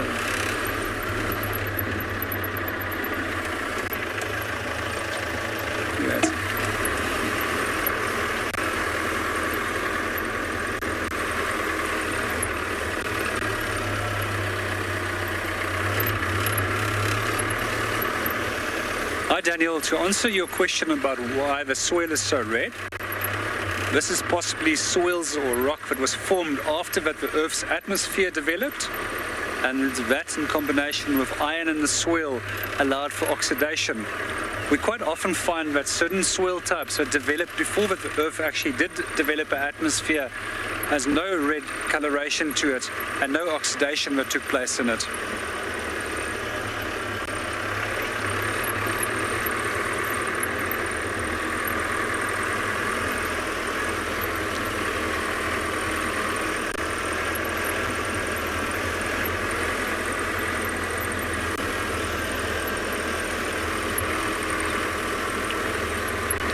To give you viewers an impression about how far these red sands actually stretch.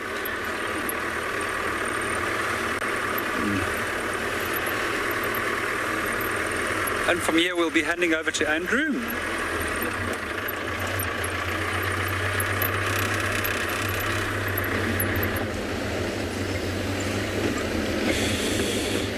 Great everyone, so we have left the waterhole now. We're going back to the places where we lost two lionesses moving into the thicket. And then as we're working around with the spotlight, we probably got lucky sometimes. If they're ever around where we're shining, all we see is an eye reflect back. And all animals, actually, their eyes reflect, but for carnivores or these predators, they reflect differently then. And we know exactly it's going to be one of those, even if it's a small predators like maybe sable or caracal, which those are actually very rare to see out there, but they're out here. And then from there we're able to tell are those one or it's one of the nocturnal animal out there.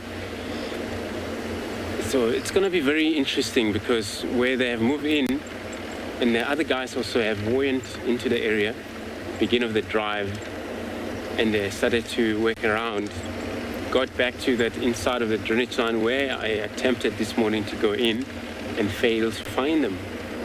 So maybe they have actually walked across that drainage line like I was saying this morning. Maybe they have walked across and vanished into the other side of that wood. If it's not the case, then they might maybe either get mobile now, I'm not sure which direction. If they ever get mobile, which this is actually very good now. The temperature is down and the wind is picking up. So it's going to depend. If the wind is going to be blowing to the east, which means then they're going to head to the west. If the wind is blowing too much to the north, then they're going to head to the south. And so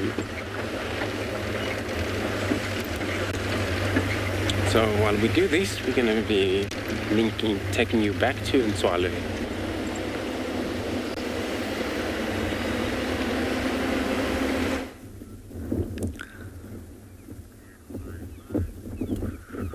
Well, it's quite amazing to sit on the opposite side of South Africa, so far west, while Andrew is currently sitting in the eastern half of South Africa. And already he's using his spotlight. And the sun is only just about to set below the horizon. At the moment, I'm just going to leave the screen on and we're going to be quiet. It's just such a beautiful sunset, combined with the beautiful inflorescence in the grasses and the Koranenberg that forms backdrop. It's actually creating such an impressive sunset.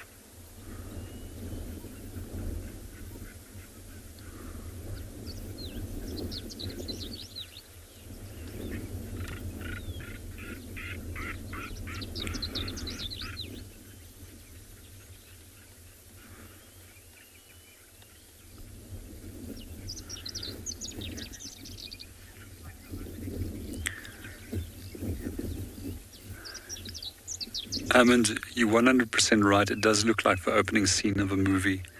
And as I mentioned earlier, there's few places on the planet which provide such beautiful sunsets as the Kalahari does.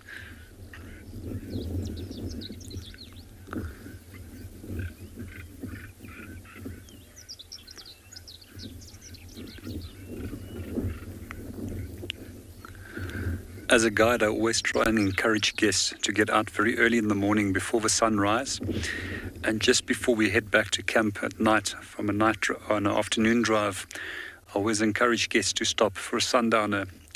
There's nothing more beautiful than enjoying a sunset with a cocktail in their hands And we are so fortunate being able to see sunrises and sunsets like this every day. There's many places where I've been overseas where you just never simply see the sun rising or setting because of the landscape or because of how built up those countries are. So I do consider myself incredibly fortunate. And as South Africans, we should also consider ourselves so fortunate that we have the opportunity to see sunrises and sunsets like this.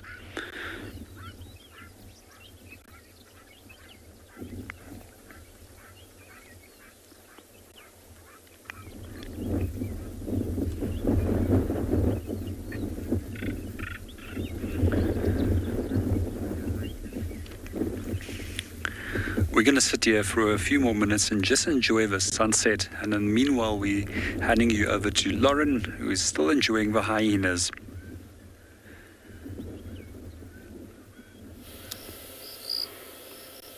The interactions here are just incredible. And this is why you sit at the dens. Hyenas are so fascinating. You can learn so much by just watching their interactions. Oh, well, their greeting ceremony is very intimate, very bizarre. But in the world of hyenas, it makes sense to them. You've got matriarch ribbon here, you've got Ngwazi, Shimbulu. You've just got one of the ribbon's boys. You've got Heart's pair, Indabele, and Ribbon's still at the den. June. Why am I getting so confused right now?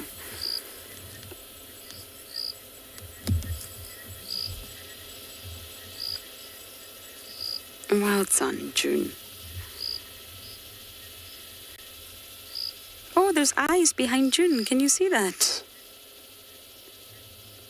I can see two eyes on the right-hand side of June's head reflecting back at us. I'm not sure what it is. Is it a frog? I think it's a frog.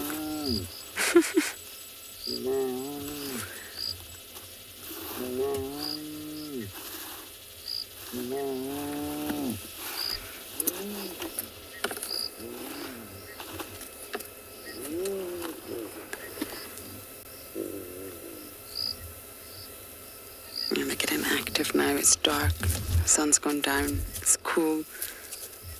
It's time to go be a hyena.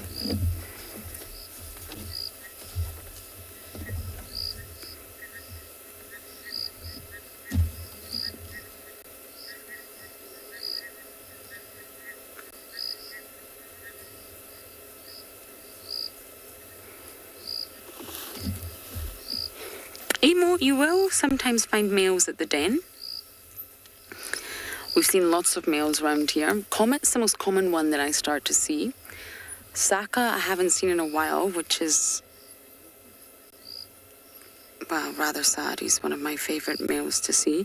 Swazi is a sub... No, he's actually not a sub-adult anymore, is he? But he's a youngster, and he's always around here.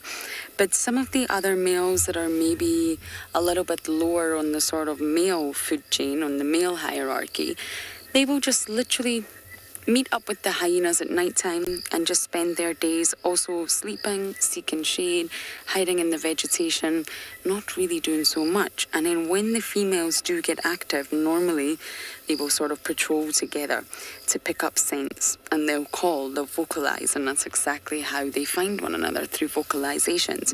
And the males will join the females. But sometimes they just stay away from the dens. The dens are dramatic. Too many girls.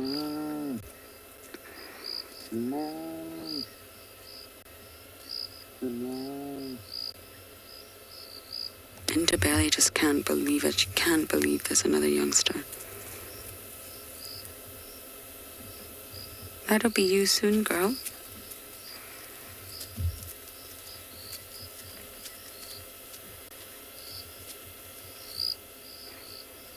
I think slowly but surely they're all starting to leave.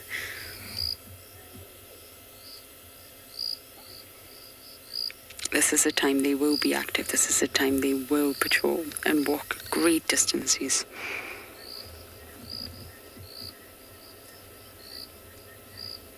And I think all cubs went back in the den just like that.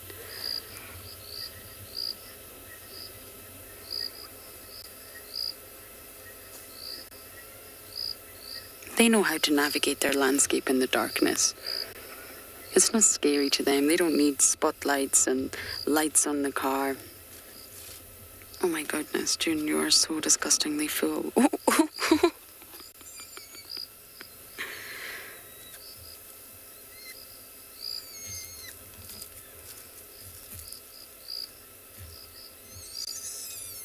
what do you do? Do you follow Mom or do you stay?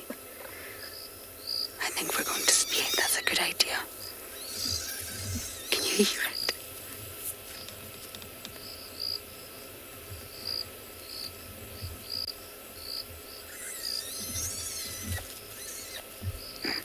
You don't think we're brave enough, are we? Are we brave enough? No.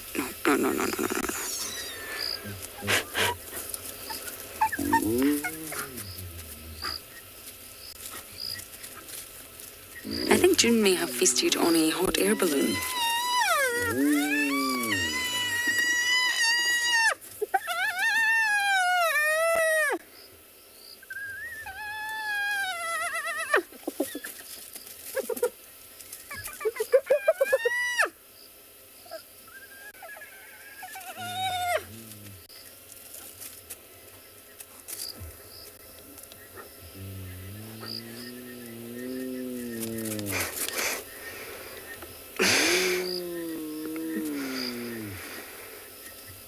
Hyenas, you never fail to entertain us.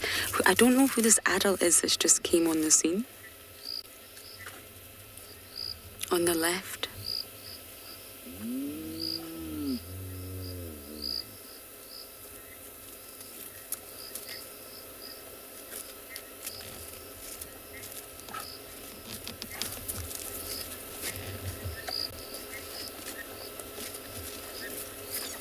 I'm wondering if it's very difficult to tell in infrared for me. If any of you are... Oh no! Our infrared light has just gone out. We'll try and get it back. Give us 10 seconds. Oh dear, we will do our very, very best to get that back for you. But for now, we're going to send you across to Ngala.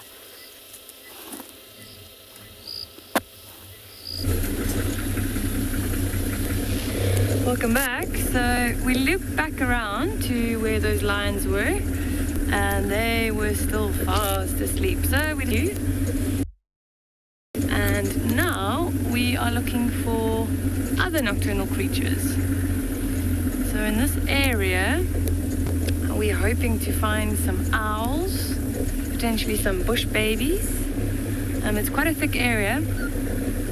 And normally you'll see these bush babies jumping around in the branches of the trees. Lots of insects around at the moment, so that's what they'll be eating, as well as tree gum. And then there are quite a few different kinds of owls out here. So we're hoping to see if we can find them. From the tiniest little scops owl to the large rose eagle owls.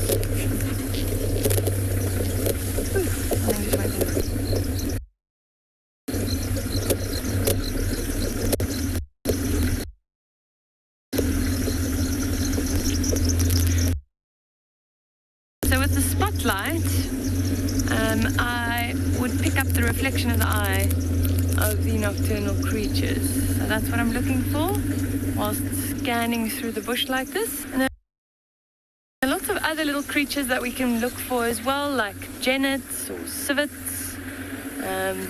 Most of the large cats are active now. The lions and the leopards are more active at night. Hyenas could be lurking around.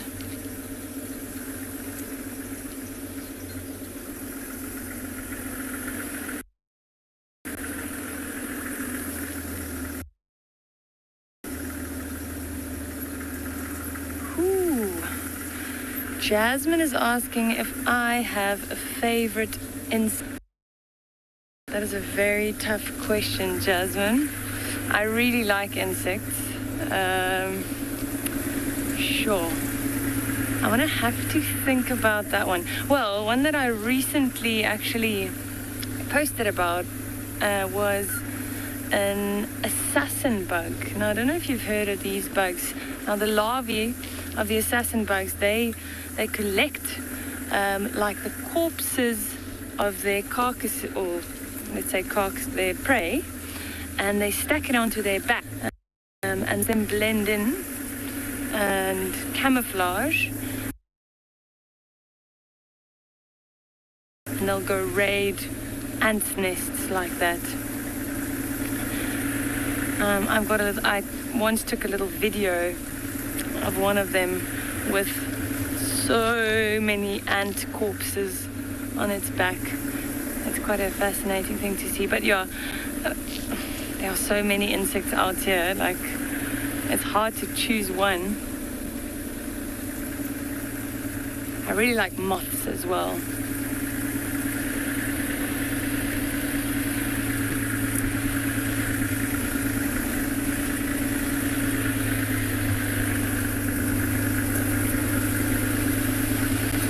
So many spiders out at the moment. If you tuned in last night, you probably saw the little green pea spider that we had. He was catching little alates, and there was also a nice big beetle in his web. Oh, we've seen quite a few of them tonight as well.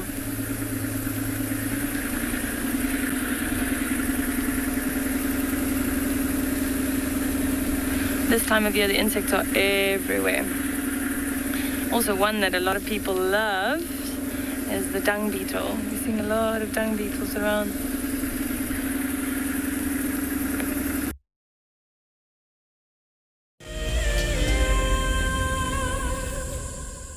What fascinates me most about the animal circle of life is the intricacies between the large and the very, very small. I mean, it's very easy to go out there and find the large.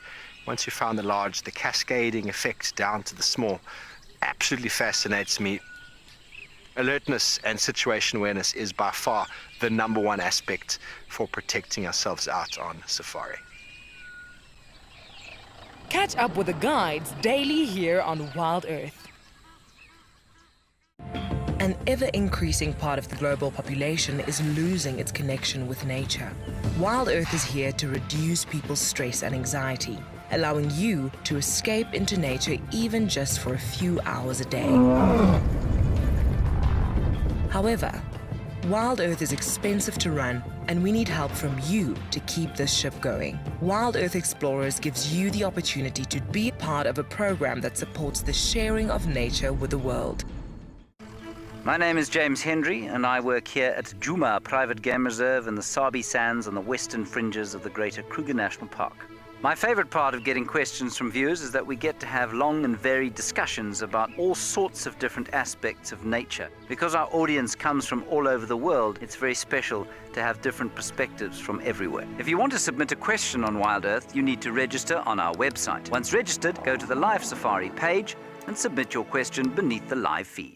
This is Rusty. He's my favorite vehicle, and we've been through all the good times here in the bush. Now, if you feel a connection to Djuma Game Reserve like I do, then we have a fantastic opportunity for you. You can have your name engraved on a brushed metal plaque just like this one, and we will attach it to Rusty so you can always be with us on safari in spirit. We will even send you a digital photograph once your plaque is mounted on Rusty. Spaces are limited, so grab your spot now. Look at the wonderful dramatic scenes with the lightning at the hyena den.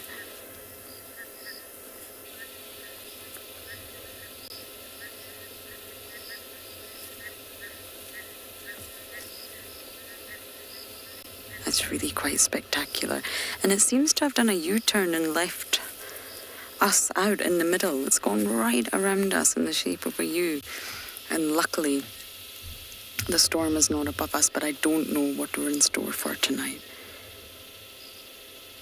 It's quieting down now. Ribbon's left. Sutu's left. June's most likely fallen asleep. And some of the cubs have gone back inside.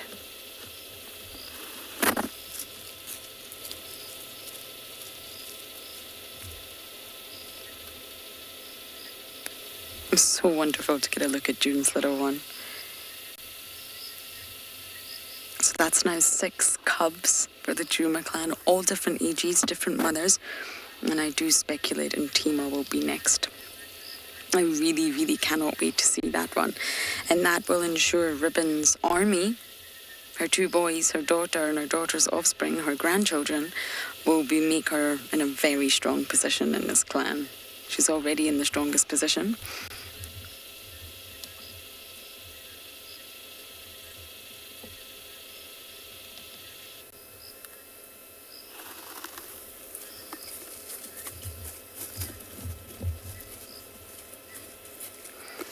AJB is a long process. So you can see Ngwazi and Shimbulu. Oh, hello everyone. They were born, well, we spotted them on March 27th. So they're almost sort of 9 months, give or take. Oh, Cub's popping his head out. Give or take. And they're still very much den bound, but it's not going to be long until we see them starting to follow Mum. Starting to just venture out a little bit further now. They're a lot bigger. They need to learn the big... Why is everyone covered in mud? Everyone keeps returning to the den covered in mud.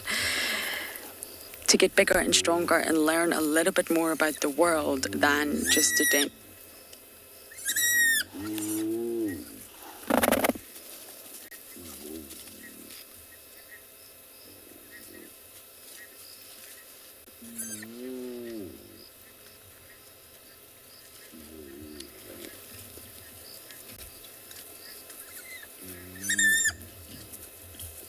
Heart is here. After all, it was Heart earlier.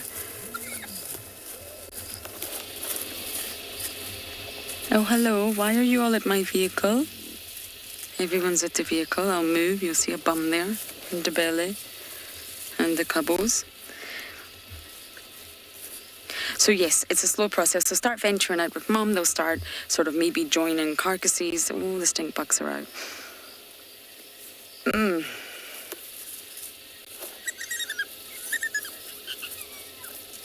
But also, this will be a communal den for a very, very long time. And they will still utilize the den for a long time. Once they get too big for the den, sorry, our infrared light has just gone out, they will still continue to come here and use it. But patrolling, they will only, you see, Indabele is now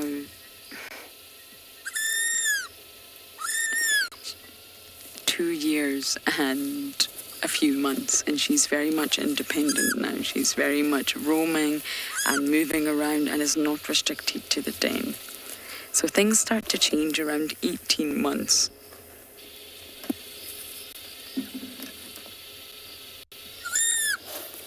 Normally at 18 months you'll really start to see them leaving the den.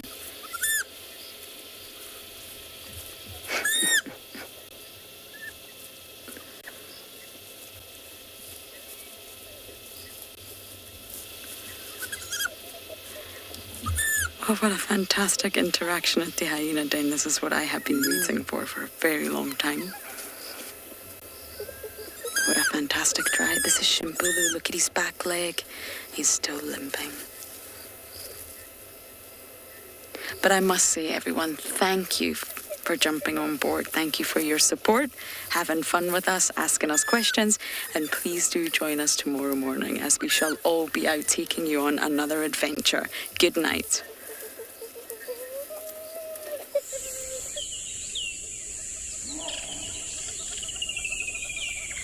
Program features live coverage of an African safari and may include animal kills and carcasses. Viewer discretion is advised. Good morning, everyone. We are just watching this glorious sunrise across the landscape here in the Lowveld at Juma Private Game Reserve. Listening to the chorus of the birds, and the sun has given us a little bit of an indication, the essence of what the day stores ahead. It's already quite high in the sky, so the ambient light, well, it's very, very bright. And it's wonderful to just sit and listen and see if you can pick up on